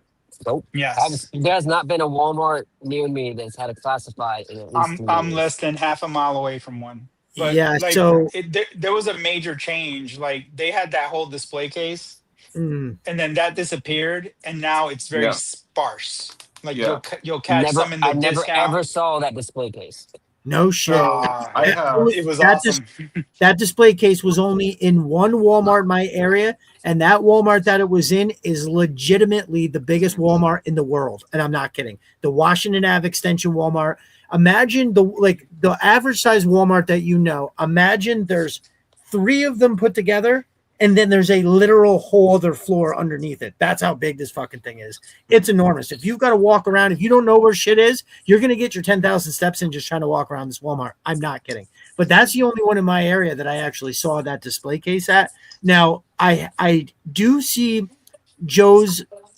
There's no Joe's there now. Once that display case went, that was it. They put everything. Oh, man, I was so mad. I knew that the clearance was coming because I kept asking the people there, and I was like, is it coming? And they're like, yes, it's coming, but we're just not sure when. Dude, I went there 8 days in a row, and they hadn't taken it down yet. On the 9th day, I didn't go, went back on the 10th day, and it was basically all already sold out. I was like, that fuck. That I did get a few Falcon Coral 2-packs that were on sale for like $25. And I can make Coral into a troop builder, which she comes with the helmet. And there's so many good accessories in there, a bunch of night vision goggles and shit like that. So I was like, all right, I bought all of those. Actually, I happen to have right here. I picked up this and a faker I sent to Conrad, as a matter of fact. And what else? There was definitely something else. I got a regular figure, not a 2-pack or whatever. There was definitely something else I got a deal on, but that was it. Like they had a bunch of stingers. I was hoping they sold 11 stingers in one day. You cocks, who I mean, if they were selling them for 30, I think it was like $37, I probably would have bought a bunch of them to do something. Right. Maybe you missed the month then. Yeah, I don't know what there is. I've always I know there is a guy around here that goes to all these stores because as I've started to know some of the employees and going in and asking for shit, there is a guy, and they describe him to me loosely, and he's like my arch nemesis because he it clears out shit all the time, and I just so when the breaker wave came out, the Mastiff Ice breaker, I wound up the very first Joe I ever saw in a store was that breaker. Like I kept asking the people at that Target, when's it coming? When's it coming? And they was like, yeah, sometime this week. And they put it out like on a Wednesday. I showed up on a Thursday, and there was one breaker left. It was the first time I ever seen one. I still have that breaker actually. Very, very cool figure. But so I got a story I got to tell you all about Walmart real quick. Yeah, I have 9 Walmarts in about within an hour of me. One carries classified, and it's the one 5 minutes down the road from me. Here's why I think they still do, because every other store clearance out their classified about 2 years ago, and only one got the display, and it's the one next to me. I started buying all the peg warmers a few years ago. So I just bought I bought all the retro stalkers. I drove them to the next town over and returned them all over there. And so what keeps happening is I keep getting rid of all of our peg warmers, so they don't hit clearance at this store. They get clearance at the other store, and it's worked so far. So I'm getting great stock. Like we had like four cases of the Night Viper wave come in, and most of that left. And then there's others. Yeah, I'm probably going to have to do that with some torches soon, because we're kind of getting done with getting inundated with torch. But I've been taking in, if it's a decent figure like a troop builder or whatever, I will let that go to clearance. But these peg warmers I've been dropping them off about an hour away. I've been doing that for 2 years. The Lord's work. Yeah, definitely, 100%. I agree. Fucking A. Yeah. All right, so I've got some other reveals that I want to talk about here in honor of our brother. We got this. Very excited. The very ballyhooed Yes. Yep. Conrad, how excited are you for this figure? I have been praying for this day for a very long time, and the Lord hath answered my prayer. Psych Out is my favorite G.I. Joe character. I made a huge mistake when I started my Twitter account. I should have called myself Kenneth Rich, Psych Out's file name, instead of Duke's file name, because there's like 5 other guys that have already done the Conrad Hauser bit. But I am beyond excited to have Psych Out in the wave. He is what I wanted out of the character, because I want modern updates to Classified. Okay, I'm not a retro guy. I want him to be somewhat updated. This is a great way to Crystal Ball, to do what they did with Crystal Ball and make an update to a character that a lot of people were very skeptical of, because there's a lot of fans who do not like Psych Out, and that's okay. It's their right to be wrong. But nevertheless, I am beyond excited to have my boy in the line. And if you look really closely at the card, or the mold rather, it would be very easy for them to do a true retro with this Psych Out. But I think this was the right move by releasing him this way first. How'd you feel about the Sans satellite dishes on? I am surprisingly okay with it, because I think they can do that later if they wanted to do a retro.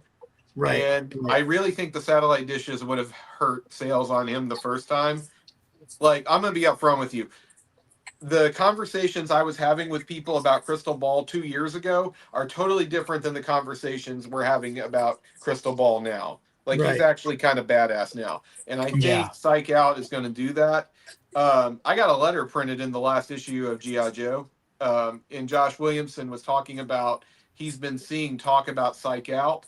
And I know that's me. I'm got to be the only person. But he's been interested in Psych Out. And now with this new toy coming out, I think we're going to see him start to have a different role in G.I. Joe and be more prominent. And I just saw Serpenter's Lair mentioned here, I think. Yeah, Serpenter just mentioned that he's got anti-dire tech. That's awesome. That's a perfect way to bring him into it. I mean, because dire energy is basically like a psychic attack. That's exactly the kind of thing you would need Psych Out for. So all the stars are aligning. This is the perfect time to introduce him. It's the perfect way to make a cool figure out of him. And I think it's going to make when we do get a more retro, when we get the lime green shirt, it's going to make it that much cooler. So I'm all in. They nailed it. Thank you. Very cool. Very cool. Yeah. I like the fact that he's Night Force too. Yes. Like that whole line, which I never planned to collect, I accidentally collected. because I had bought tunnel wrap, but I didn't pay attention. Mhm. And then like when I was cataloging my stuff, I'm like, how am I missing tunnel rat's number? And then I'm like, I have one. I looked, I was like, Night Force. Now I gotta buy Night Force. I actually, it's a happy mistake because I actually enjoy the Night Force figures.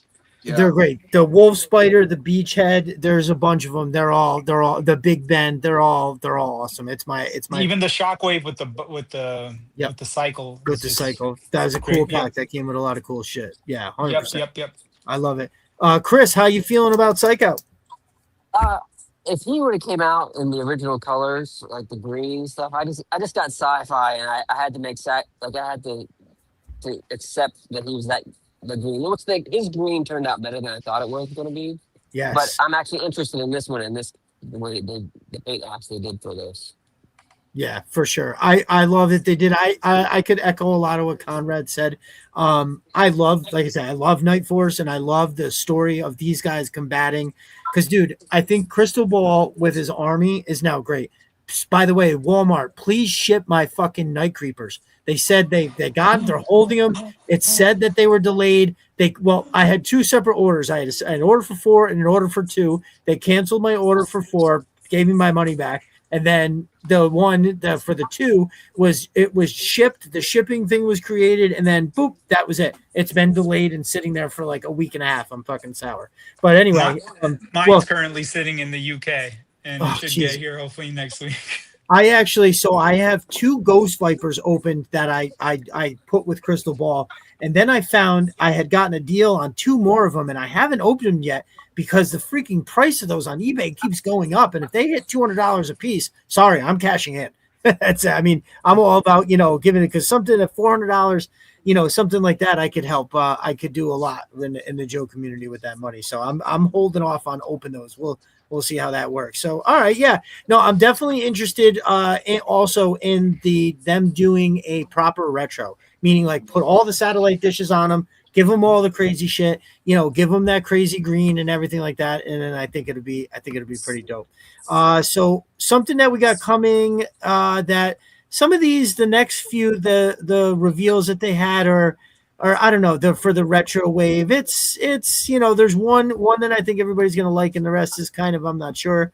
This hold on a second here. This popping up as a retro, the Valkyrie. I don't know. I guess if you weren't lucky enough to get a set the first time, you can go and score yourself a Valkyrie, because she just looks like a female trooper. I'm probably a pass on that, simply because I already have the Valkyrie 2-pack. Right. I don't see anything here that would make me want to buy her, even though I like the Valkyrie 2-pack. I really like those figures. I'm not too thrilled with the tan web gear that one of them comes with, but I hate it. I removed it and put it on Scarlet, and she looks great with that stuff. So that kind of worked out for me. But like, I don't consider this a retro figure.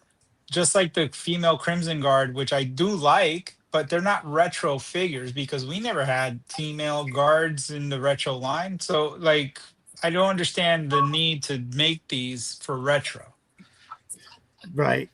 Yeah. So, I'm gonna get one and stick it in I have a retro carded unopened collection, and it's all of them are basically gonna get a one from me. Conrad, how you feeling? So the one thing I wanted to bring up, I think it's fine. It looks a little too different from the Retro Trooper for me. And I've got 9 or I can't remember. I got like 9 to 12 Retro Troopers, and I went ahead and got the Retro Televipers. So they're all kind of a neat little platoon together. They look great, by the way. If you mix Retro Troopers, Retro Televipers, and Retro Regular Vipers, the blues are all the same. Looks amazing together. It does. But anyway, Valkyrie, if it's the same blue, if it's that same blue I just mentioned, I'll get 2, maybe 3, maybe 4 to put in together. But I really want them to be more like a regular female Cobra Trooper. The thing is like, and I know we're going to get to this in a second on the other figures, every other retro wave is repaints. I don't know if you guys have noticed that or not. Yeah. The only new piece on in this wave is Falcon Shotgun. And what's the other figure that's coming of this? Flash. Yeah, Flash has a new head sculpt. Everything else is parts reuse. So, and that's always been that way with retro. Duke and Scarlet are the only figures that have the most extensive new tooling out of any figure, and those were going to be reused to death and have been reused to death. Right. So, yeah, it's a parts reuse wave again, but that's about what we've come to expect with. Now, it's better. There was a different figure rumored for this, and I don't know if I can talk about it. I don't know if it's been put out there yet. They were talking about reissuing another trooper that we already had. And so honestly, the Valkyrie's a much better choice than what the rumor was. So right, for sure. Chris, Valkyrie, retro card Valkyrie, how you feeling? I could swing either way on this. Like, I prefer it to be the dark blue instead of the retro blue. Right, but right. I see. I don't really like the color on the retro blue troopers. I prefer the darker blue. But because I wanted a bunch of troopers, I have a ton of that blue. So right. why not pick her up, a couple of them up, and add to that too? That's what's up. I can dig it. Let's see. We're gonna get right to Falcon. So, I mean, that shotgun is nice. Not gonna lie, and it does look. I've tried to look at the face on this, and I don't know. It looks. It's. I think it's an improvement, Michael. Like the face is definitely sure. improved, but I don't know if I'd get him because I would use that Night Force Falcon's face on that body, on the original body, and be fine with it, I think. Mm-hmm. Right. Is it not? Wait a minute. Is it not the same Night Force head? I can swear it was the same head. I don't know if it's the same. Okay. I'd have to look at them again, but that was the plan when I finally do get to open it. I was just gonna switch heads, but if it's the same, then I would get that. Yeah, I think it's the same as the Night Force, different from the main Ryan release that everybody thinks is awful. Right. That's he looks like he has lipstick. Okay, I gotta tell you guys, I know an ugly dude who looks exactly like Falcon. I'm just gonna be upfront with you. He's got the big lips and everything. Yeah. Well, it kind of reminds me of the Platoon. I can't think of his name right now. Damn it, the guy that was in the Major League movies. He was in Platoon. He had a big scar on his face in Platoon. No, it wasn't Charlie Sheen. It was Rutger Hauer. No, it's not Rutger Hauer. Damn it, what's his name? I know who you're talking about. He played the catcher in Major League. He was Roger Dorn. Is that Corbin Burson? No, he's in Major League too. Hold on a second. I'm gonna find. It's gonna make me nuts. I'm googling it right now. But he had Tom Berenger. Tom Berenger. Yeah. Tom Berenger. That's yep. So in Platoon, he had a big scar on his face, and his face looked a little bloated, and that's what that Falcon figure reminds me of. I do agree on that. Nice.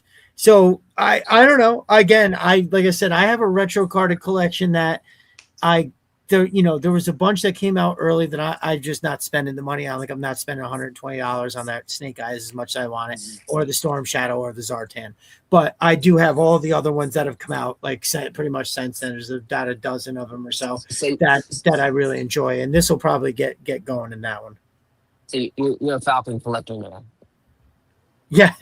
Just I think I do like the way it looks. Like the strapping actually looks pretty cool. The backpack is the same, I think, though, right? That Wolf Spider had that one too. It's whatever it was, but yeah, it's definitely an improvement. I like the dark tan on there too. But yeah, Falcon all day on this one. Let's see. It should come with a DIC bag of crack. You mean Spark? We can't call it crack. Spark. It's gotta be Right. Hilarious. Just put some generic head on that. I'd probably buy it. Like I think the body looks cool. Yeah. It does. If they would have called him Condor instead of Falcon, I probably would buy it. Right. I'm with you. I'm with you too. Like I do like the first Falcon release as it is because he fits more of the comic version. But if this figure does look really, really good in hand, if that camo looks really, really, really good and the head sculpt looks really, really good, I might be in. I might just go ahead and get it and it be my main Falcon. But at this moment, I'm good with what I got. I got enough Falcon in my life. Right. That's what's up.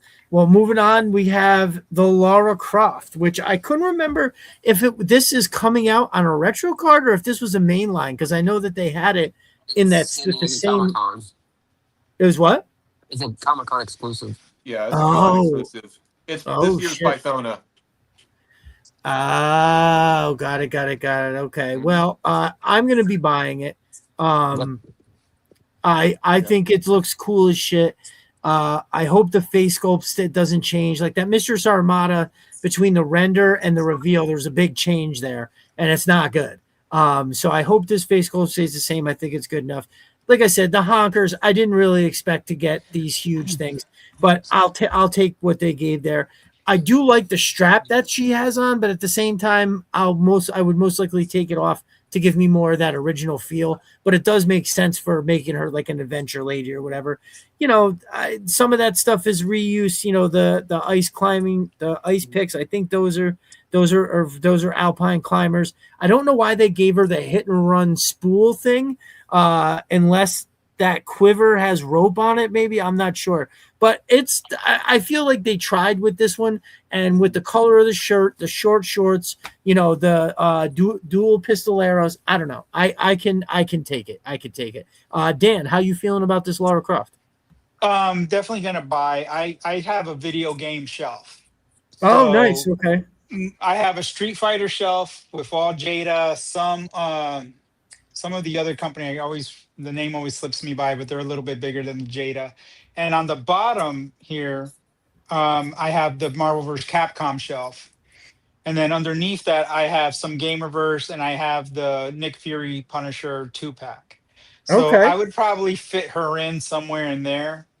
I don't know if I'd put her on I have a movie shelf too, but it's dedicated to like RoboCop and Sin City and like those little movies that I tend to enjoy.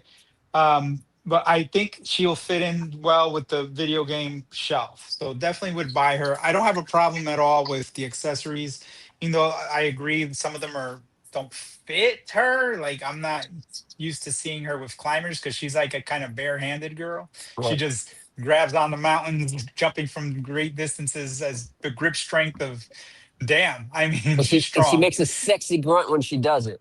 Yes, right, she does. She does. So the render looks great, and it fits exactly what you would expect from the character from a look standpoint.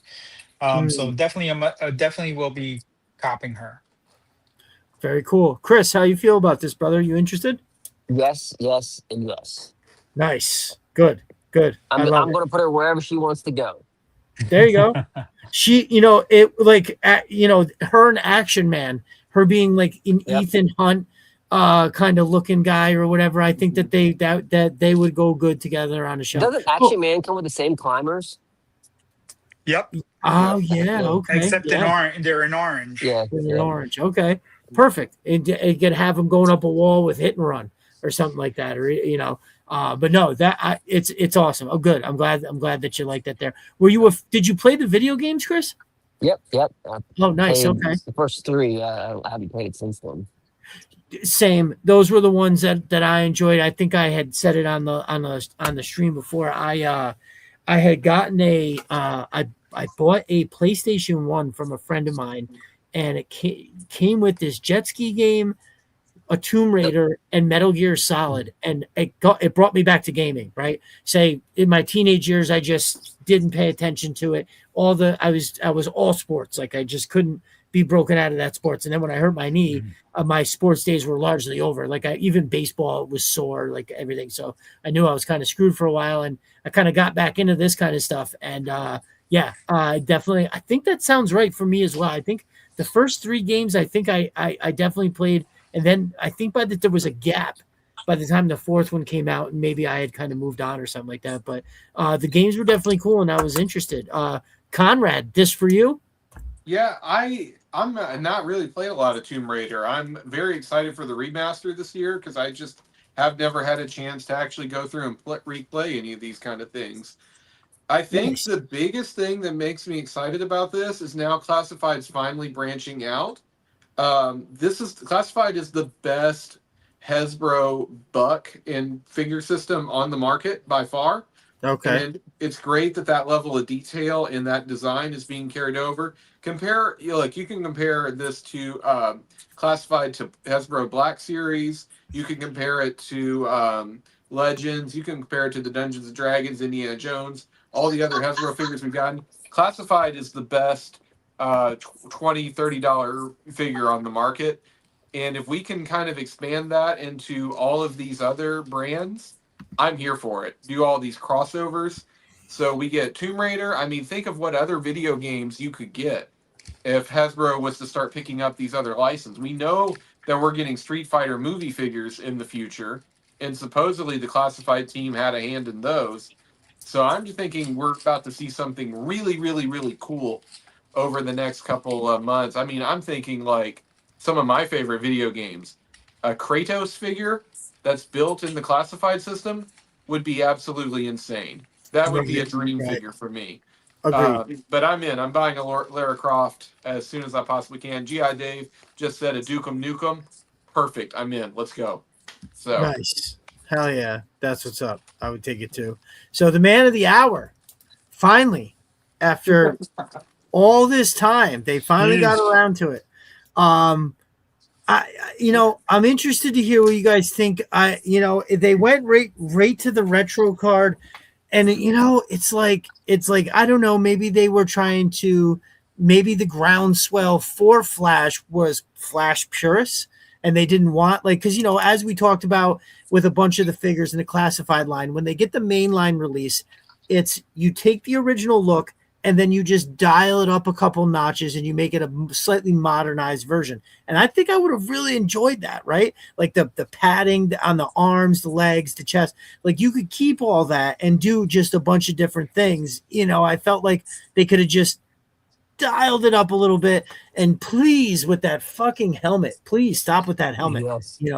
That helmet and the there's like a handful of weapons that they just have beaten to death. That FAMAS. Stop using that. Nobody wants it. But yeah, so I do like the way this looks as much as I would want the dialed up version. I think it does look pretty great, and I'm happy that they finally did it. Shout out to my brother Mark from Yojo Reviews. He has been campaigning. This shout out's not as cool as BMAC shouting him out on the last live there, but at the same time, very, very cool. He's a great guy. I talked to him the other day actually, and but yeah, so I'll take it. Conrad, how you feeling about this Flash? I am very glad that they're doing it. And by the way, I think this is kind of proof that Lenny and Tony knew that they were kind of on their way out, for them to do this figure, to make sure he was in the line. And I don't know. I want to see it in hand. I want to see what the head sculpt looks like. But I really think it looks fantastic. Now on the other hand, I really wanted to see this kind of head sculpt. Like, I want this specific look for the Flash. The red hair. Yeah, the red hair. And this page is so iconic to me. This is from my signed copy of G.I. Joe #1, okay? Right. But anyway, I love it. I think it's great. I would be down for something a little more modern in his armor. But nevertheless, that's just me personally. I think this is what they needed to do. It's perfect, honestly. I want to see it in hand. I want to see what the head sculpt looks like for me to say it's truly perfect. But I think they've done exactly what they needed to do. So, all in. Nice. I love it. Very good. Chris, how you feeling about this Flash? Well, Flash was one of my favorite original G.I. Joes. So, like, I'm definitely in on it. But like, what I don't understand why it's a retro, because like it's not that much different than the Grand Slam, which is mainline. The only difference really I see is the silver outlining around the pads. So right. Why is this a retro?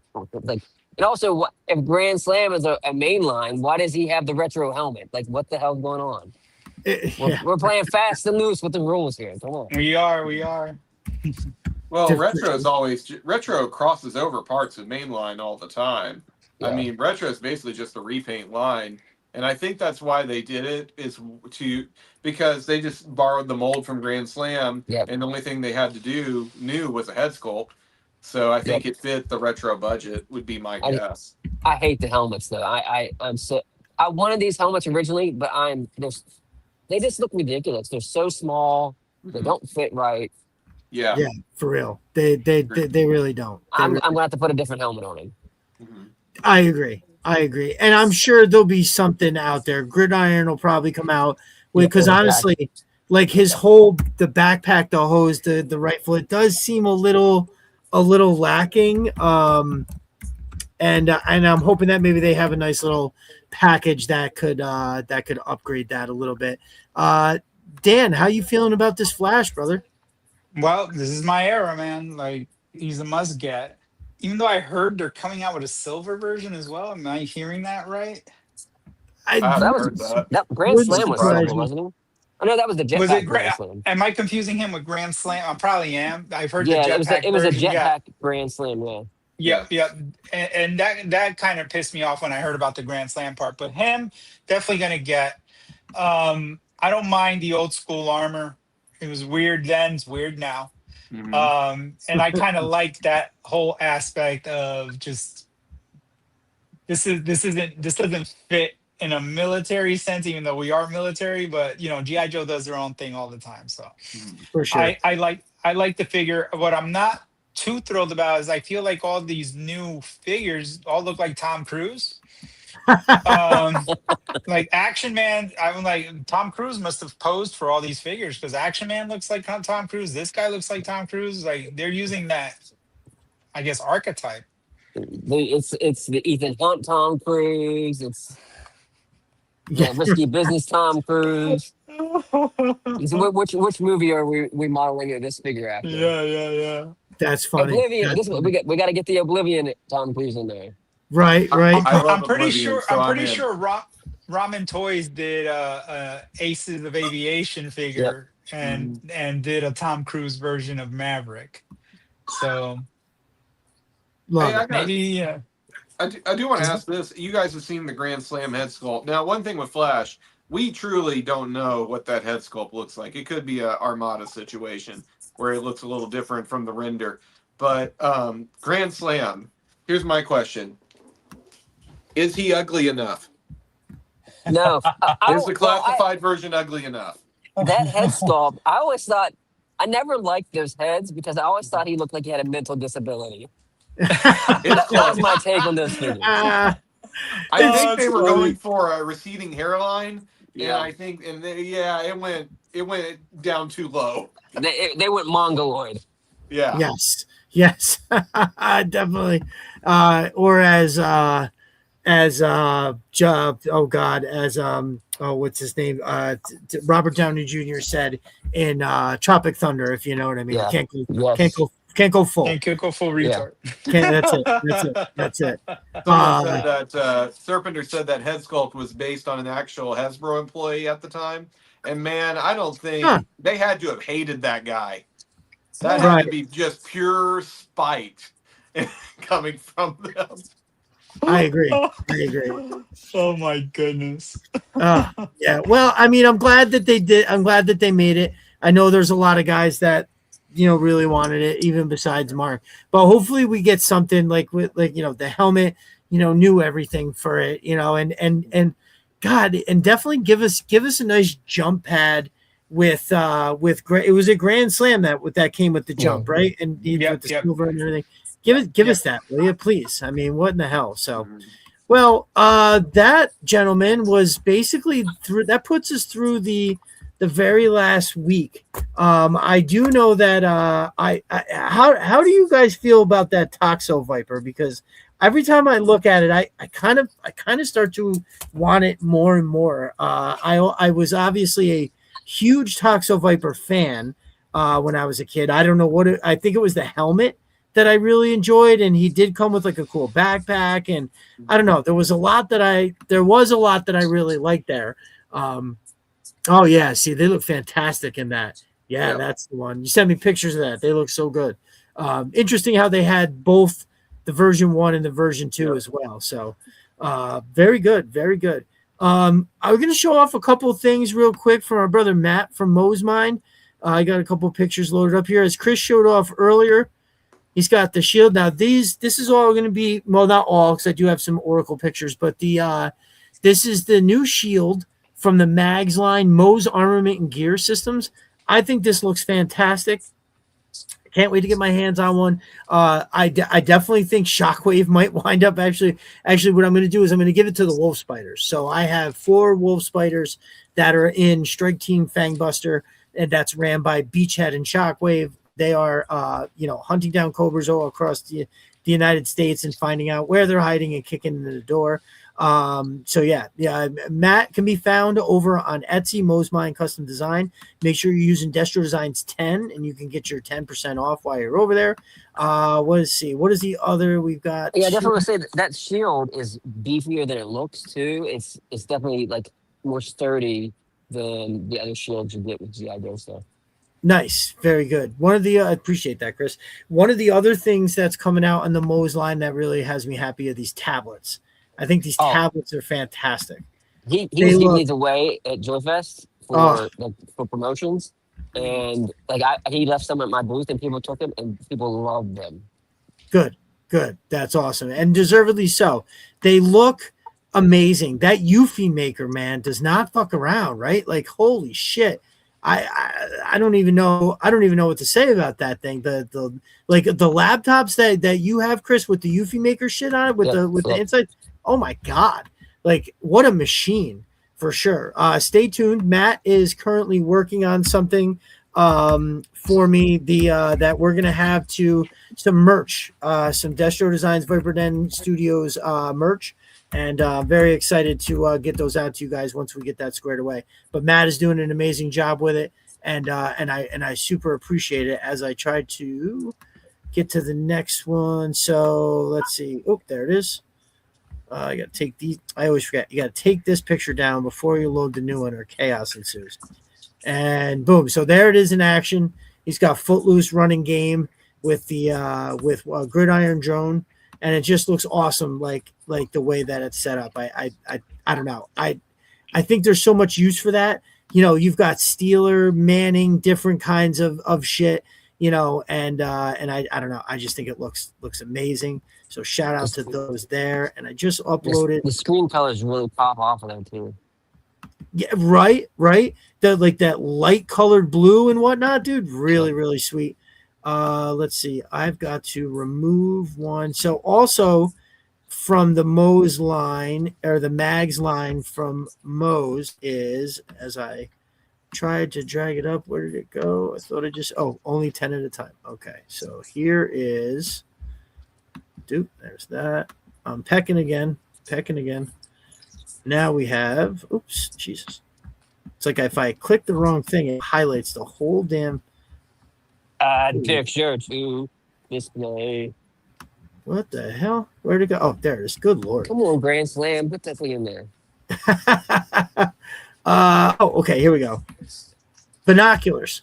So he's got actual fabric as a strap, which I just think is genius, because the other ones, we like any of the ones any strapping that comes with the actual Hasbro product is terrible.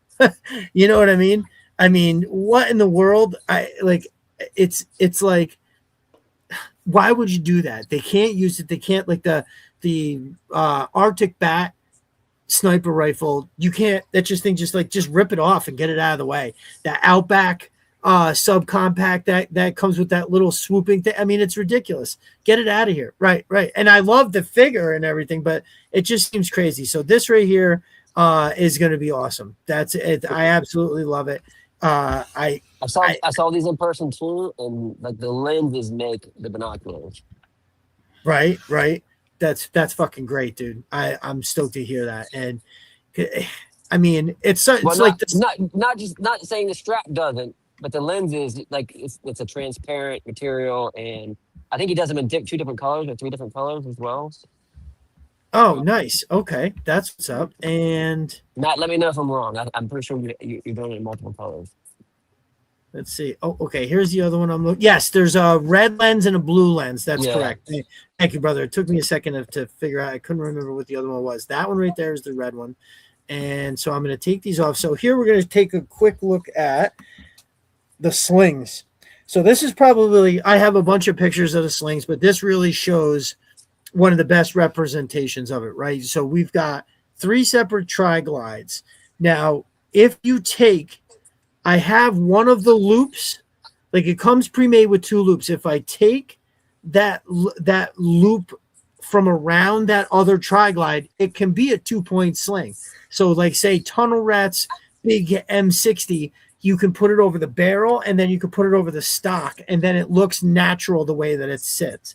But if you've got an operator like this guy here, who right now, I have it zoomed in so we can see it good, but he's got a silent sidearm in one hand. He's got the knife. He's going full close quarters. Sometimes you got to switch it up. And because his primary, isn't silenced, he's got to set it down. But what are you going to do? You're just going to put it on the fucking ground. You want to be able to have it right there at the ready.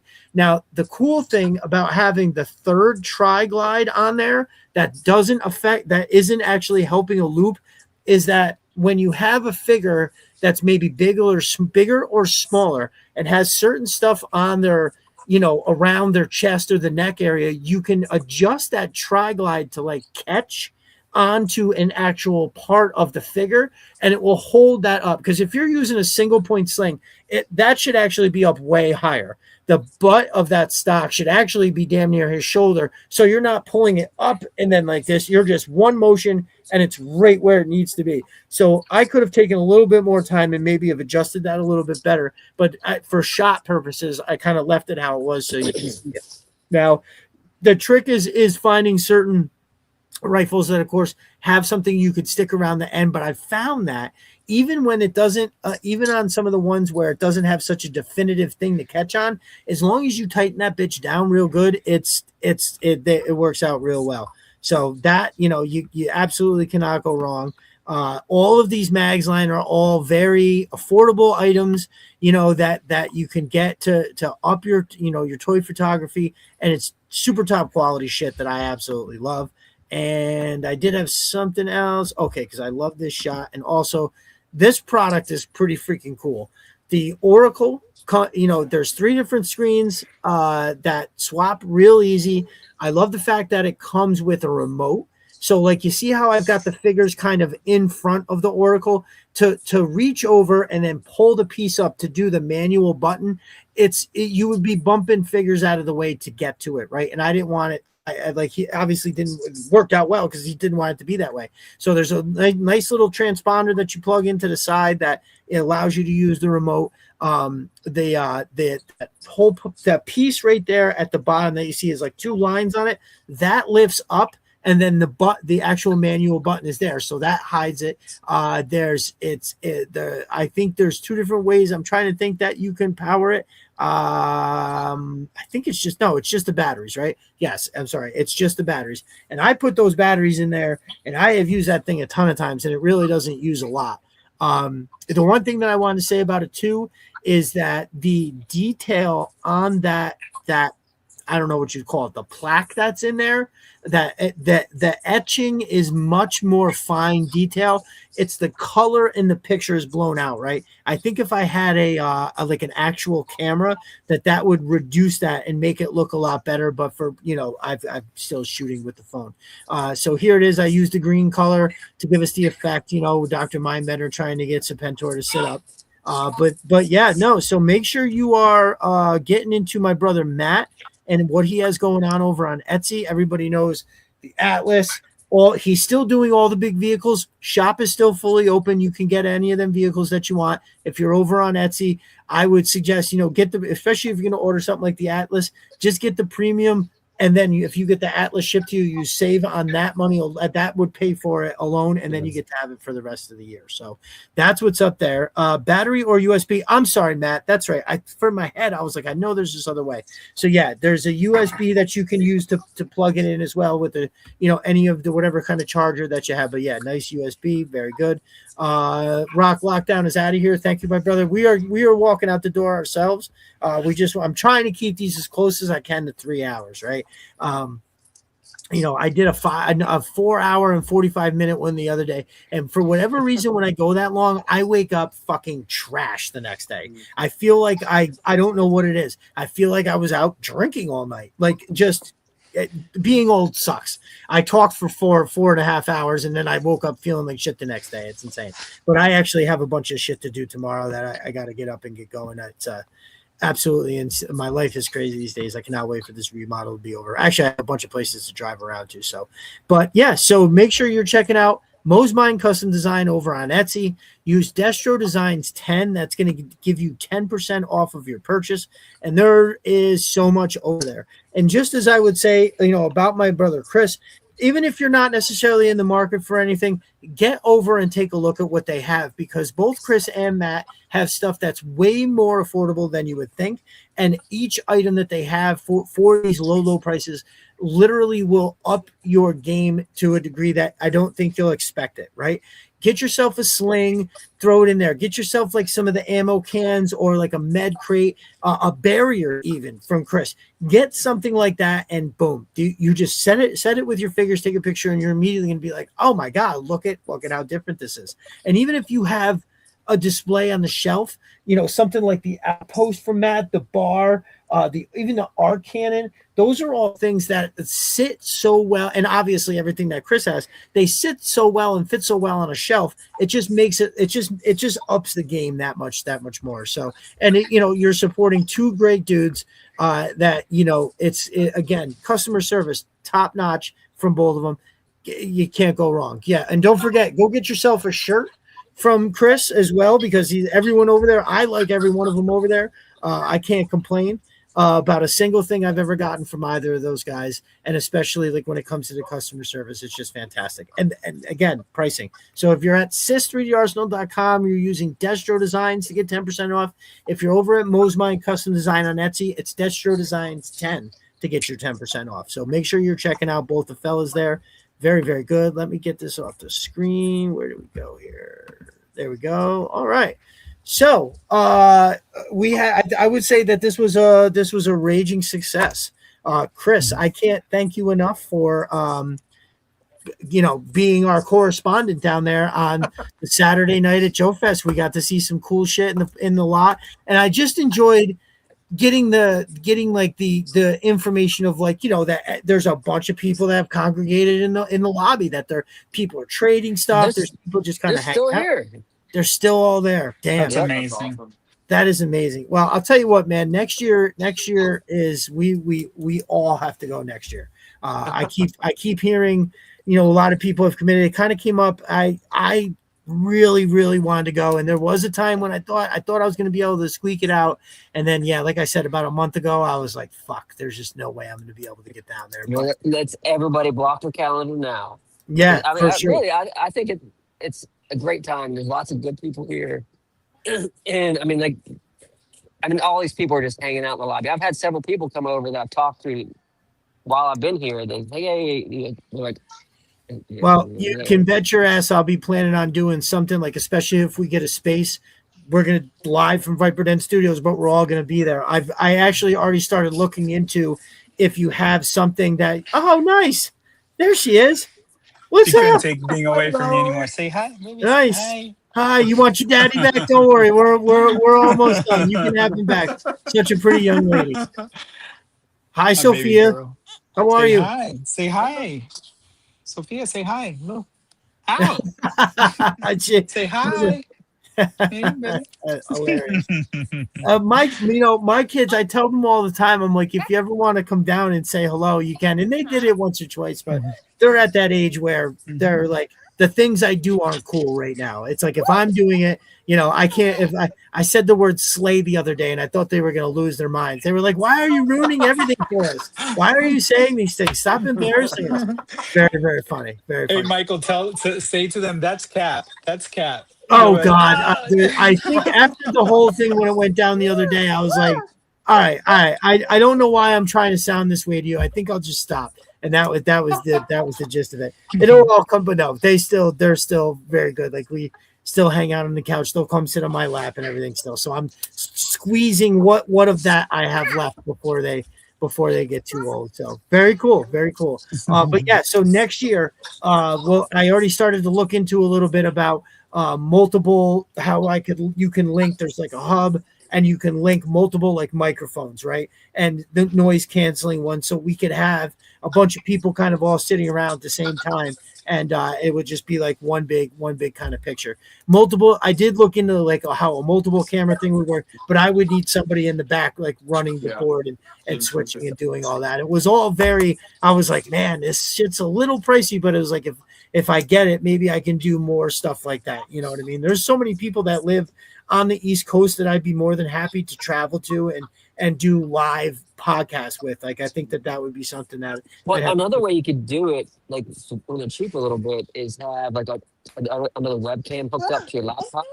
And you just switch the source. Mm-hmm. Okay, because that's really all you would need. Say if we got 6 people, you just have 1 or 2, and maybe even there's a way to set 2 pictures, so then you could see everybody but up closer in a way. Yeah, so those are all things that I think are pretty awesome. That I will definitely be looking into over the course. I mean, it's like I almost think I'd rather just enjoy walking around and hanging out in the lobby, but at the same time, you can't. If you normally do a podcast on freaking Saturday nights and you're at JoeFest on Saturday night, it's almost like no-brainer that you gotta do something. Or Chris, if you have a booth there next year, we could do a segment straight from the booth, even if it was in the middle of the afternoon while everybody's there, and then we catch people as they're walking by or something like that. So the possibilities are endless. I don't think they charge for like the podcast row or whatever like that. I don't think you have to pay for that. You just have to register. Okay. Because you're promoting it. So I don't think they're charging for that. That's interesting. I didn't know there was a thing like that. I'll bet your ass I'll be looking into it then. That's because listen, I really wanted to go. Like, I remember when it went on last year, I remember with the FOMO, and I was like, oh my God, I got to go to this next year. Like, and pretty much I'd say all the way through Christmas, I was solid that I was going. And then January, February hit, and I was like, oh God, I don't think I'm going to be done with this remodel, and I can't go if I'm not done with that. And then just the things that were just kept compounding to the point, and I was like, okay. But I think what I'll be doing is like whenever at some point I'll start booking. So I want to stay in that hotel that the actual convention is at. So I'll probably have to try to like book that as early as I can, so that way we can just do it all right in the same spot. So last year, the spots opened up in late July, and then they sent out the hotel information in September. So that was the timeline. That was the timeline last year for this year. So I've had this booked since last July and September. Oh, no shit. Okay. Yeah. All right. So then I'll have to start looking into that as soon as possible. Very good. Well, Chris, dude, I thank you much for joining us and giving us that real inside look to, exactly what we were missing. I really, really appreciate it. I was really hoping Serpentor would come back by again. Right. I was going to pull him in. I would love to see Cardboard Serpentor, man. God bless him. Like I said, I mean, to just be like, you know what, this is what I got. I'm going to make this and I'm going to wear it to JoeFest. I mean, because it's not like he wore it to the local con by his house. He went to JoeFest in it. Yep. So that's like really presenting that I absolutely love it. Curator Dan, your channel is Curator Dan Collects. Is that correct? I think Yes, sir. Put the picture down. So, oh shit, I did. I took it out already. But yeah, Curator Dan Collects. That's over there on YouTube. Again, it's an excellent channel that you have to be subscribed to. You have to be watching. Hopefully, when you go over guys. check that number, hopefully low rent Serpentor's later. So low rent Serpentor. That's very funny. That's very funny. I like command. Yeah, I like Timu Serpentor. Right. I like Timu Serpentor, but low rent Serpentor somehow really does it for me. I think that's fantastic. But yeah, so Curator Dan Collects. Now, what is your @ on the Twitter? Is that's Curator Dan Collects now too, right? Yes, it is. I changed it up just to reflect the channel a little bit more. Nice. So it's at I believe I'm at Curator Dan Collects. Nice. And it just makes it easy that way, right? Because, it's I know some people, they have like, it's slight variations in their name from Twitter to Instagram to Facebook. And that's just a nightmare. If you can possibly get it where you're like, I think Chris is also sis3darsenal.com and everything. I'm lucky enough to have Destro Designs and Vibrant Studios just straight through on It's now, so it's like 10. I was counting it the other day. It's 10 accounts. It's Threads, TikTok, Facebook, Instagram, Twitter. You know, it's a lot, but it's you. If you want to cast the biggest net, like I was watching today, we were cruising along at like 34 viewers for like a while and stuff like that. And it jumped up when I made a post on Instagram and I said that like Chris was live at JoeFest, and next thing you know, it goes up a little bit. So it's what you got to do. You got to cast that net, even if you're just, you know, recycling the whatever, like I'll put the most into the post on Twitter, and then I just copy and paste the words and, you know, everything as I go from one site to the other. If they come out with an app that will allow you to cross post everything at once, I will buy that. So Chris, I know you know what I'm talking about. When you have to go to all the different ones individually, it gets rough. At least on Facebook, when you're posting, you have the option to post to all the groups at the same time. That's very, very helpful. So in case if there's anybody out there that didn't know that, when you're making a post on Facebook, when you go to post, this little list will come up and it allows you to you can post to your story as well, and a couple different things. And one of them is share to groups, and you can click on it and select because there's one group that I'm in that's strictly buying and selling. Obviously nobody loads or shit like that. So I don't click on that one, but I click the rest of them, and that makes it great. So awesome. Curator Dan Collects, that's Twitter and on YouTube. Make sure you're liking and subscribing as well. And Chris is sys3darsenal.com is the website, and he's also on every single social media that there is, and that's sys3darsenal.com or at sys3darsenal on the social. And Conrad, where do we find you, my brother?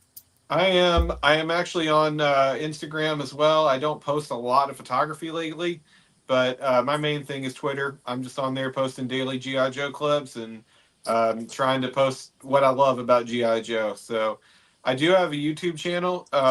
It's just GI Joe Guy 84, and I have just a few videos on there of stuff I like. I did a video on the Built to Roll series a few years ago. So yeah. I don't do it full time. I'm just here for the love of the game. Same. Find me on Twitter, man. Just a real quick shout out. I'm going to be on a new show tomorrow. Oh no, Monday with Lou, Headcanon, and Magna Figures. Talking about classic figures and 80s pop culture. Oh, nice. Lou's doing another show too. Jeez, man, that dude is busy. Lou's working overtime. So this is going to be on Headcanon's channel. So if you're not familiar with Headcanon, he's on Figure Fight Club a lot, and he does monthly videos. Awesome, so this is going to be another video on his channel. Nice, that's what's up. Yeah, Lou's a great guy. Headcanon's a great guy. All them Figure Fight Club boys are awesome for sure. They got make sure you're checking out the open mic night. That's on Tuesdays. That's pretty cool show. So the new show is called Conclave of Culture. Conclave of Culture. Holy shit. Well, look at that. And that's on Monday, you said? Monday, yep. Monday. All right. Well, I'll tell you what, I will be talking about that on social media, and I will also be watching. Very, very good. Well, actually, it depends on what time it's on because it's 7. So. Okay. So all right, nice. I'll be able to catch it before I go on. Very good. Very good. Actually, now that I think about it, I don't know what we're talking about this week.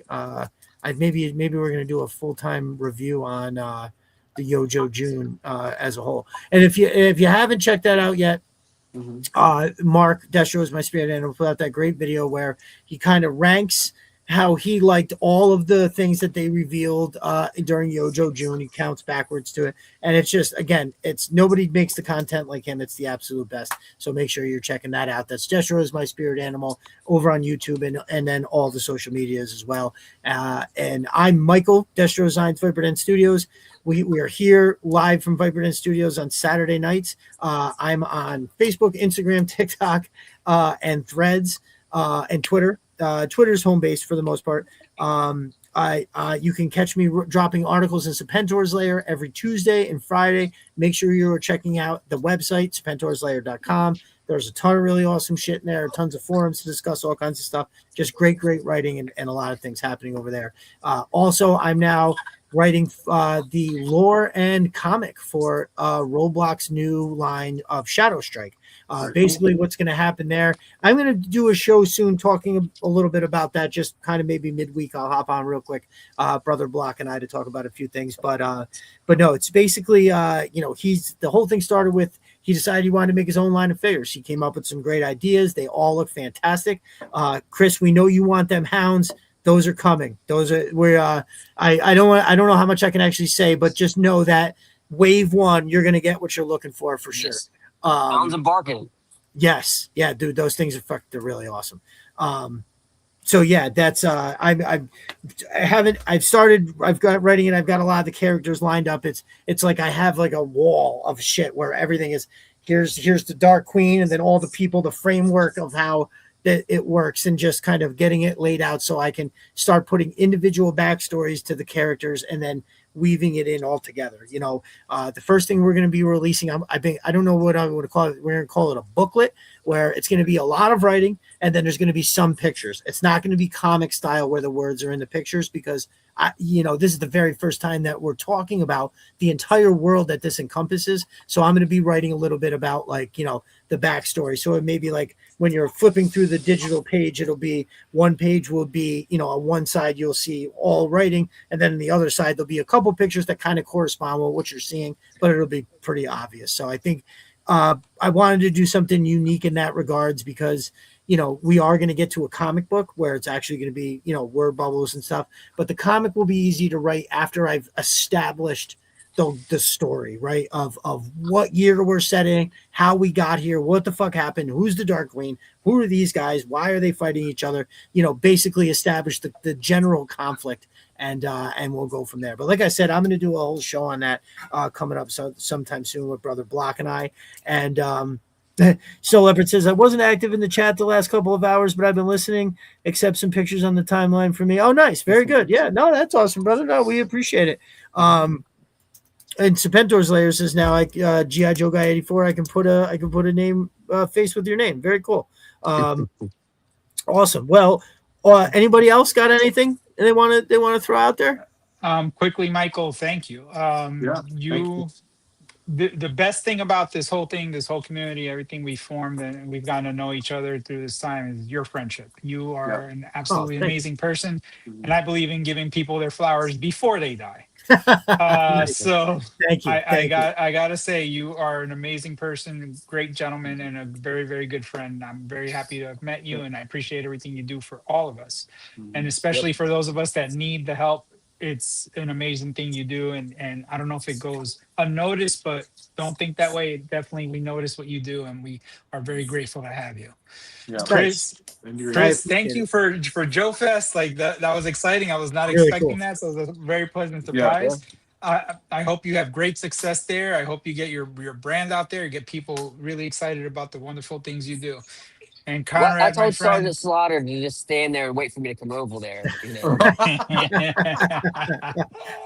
Nice. And Conrad, my friend, I always enjoy our interactions on Twitter. You are knowledgeable to, an nth degree. I wish it was something you could do to expand that a bit. Like, you just have this amazing wealth of knowledge and of something we should know more about. If it wasn't for you, I wouldn't know anything about Deke or anything outside of what my little safe bubble of 80s G.I. Joe Stumbo. So you are highly appreciated as well. Thank you, friend. Thank you, gentlemen. As always, you guys do incredible work. And Chris, love seeing what you put out there, man. Your creativity is amazing, and we love seeing it. So, Dan, thank you for the kind words. And Destro, Michael, we need to come up with a nickname for you. Like, Michael Destro just doesn't work for me. I need we need like, I don't know. I keep thinking about it. I don't know. Like, I can't call you Destro number 2 because that just doesn't sound right. So we got to think of something. But anyway. Yeah, right. Thank you, gentlemen. Right. Yeah, for sure.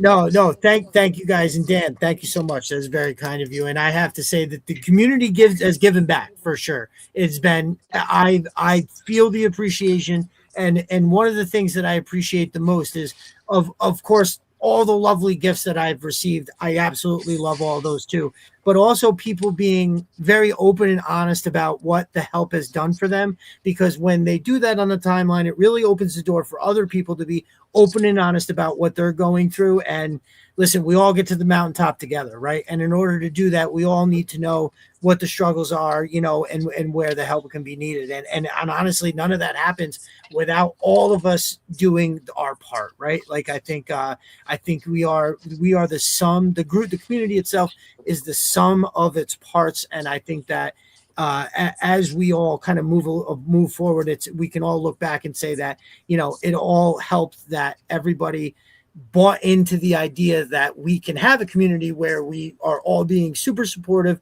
super encouraging, and even taking it up a notch to a personal level that everybody needs. Everywhere I've gotten in life is because somebody helped me in one way or the other, whether it was mentally, financially, emotionally. Like there's just a million different ways. Like nobody can do it alone, right? Even though there's times where I get so overwhelmed with work or something, I'm just like, okay, I just need 5 minutes to sit here by myself. But truthfully, the thing is that this is what does it for me, right? Being there for other people. I feel like I found, I've always been this way, but it's never been received, and it's never done what it's done, with this community. So I would say that it's all, we all do our part to make it an amazing place to be. When I had one person that said, I put my phone down and I'm happier than when I picked it up, that, which means they're turning around, being nicer to the people around them, which makes those people be nicer and, to the people that they're around. And that's how you may have a positive impact on the world out there. So, but thank you very much, guys. I greatly appreciate it. I'm going to have you all back on again, but I thought it was great takes on Yojo June and on everything that we did. And seriously, Chris, thank you so much for being our correspondent, brother. That was a very unique aspect to the show, and I fucking loved it. Yep. Thank you. No problem. Thank you, Chris. All right. All right, everybody in the chat, thank you so much for joining us and sticking around. I said, all right, right around 3 hours and 10 minutes. I was like, all right, we're getting out of here, and this always happens. So here we are, a half hour later. But someone in the chat chose your name. You want to hear it? It's Beardstro. That's a good one. That's a good one for sure. I love it. One of my kids said something the other day about God, it was something I'm never going to remember it, but when I think about it, I'll post it because it was pretty good. It blended Destro Designs and Viper Den Studios together, but it sounded phonetically good. And I'm never going to think of it now on the spot, but I'll go ask them. I'm sure they remember. So Snow Leopard says, great stream, guys. Well, no, thank you. We greatly appreciate it. Yeah, and everybody in the chat, thank you for making it interesting. You guys are, I always say the chat is a large percentage of the show, right? As we go along, we dive in and out of what they're saying, and I feel like you guys are always the honorary. Like tonight, you're the honorary 5th guest, right? And that makes it too. So yeah, shout out to everybody in the good old Twitter community and beyond, on all the social medias. Thank you so much for supporting all of us in what we do. And I will be back here next week. I have a few feelers out there for who's coming on, but I have to get it lined up, so I can't say yet. But you can catch me on Monday over on Destro as my spirit animal. And that's it for tonight, boys. All right. Yo, Joe. Y'all have a good night. Later, y'all. Yo, Thanks Joe, again, guys. everybody in the Take care. chat. Appreciate it. Later.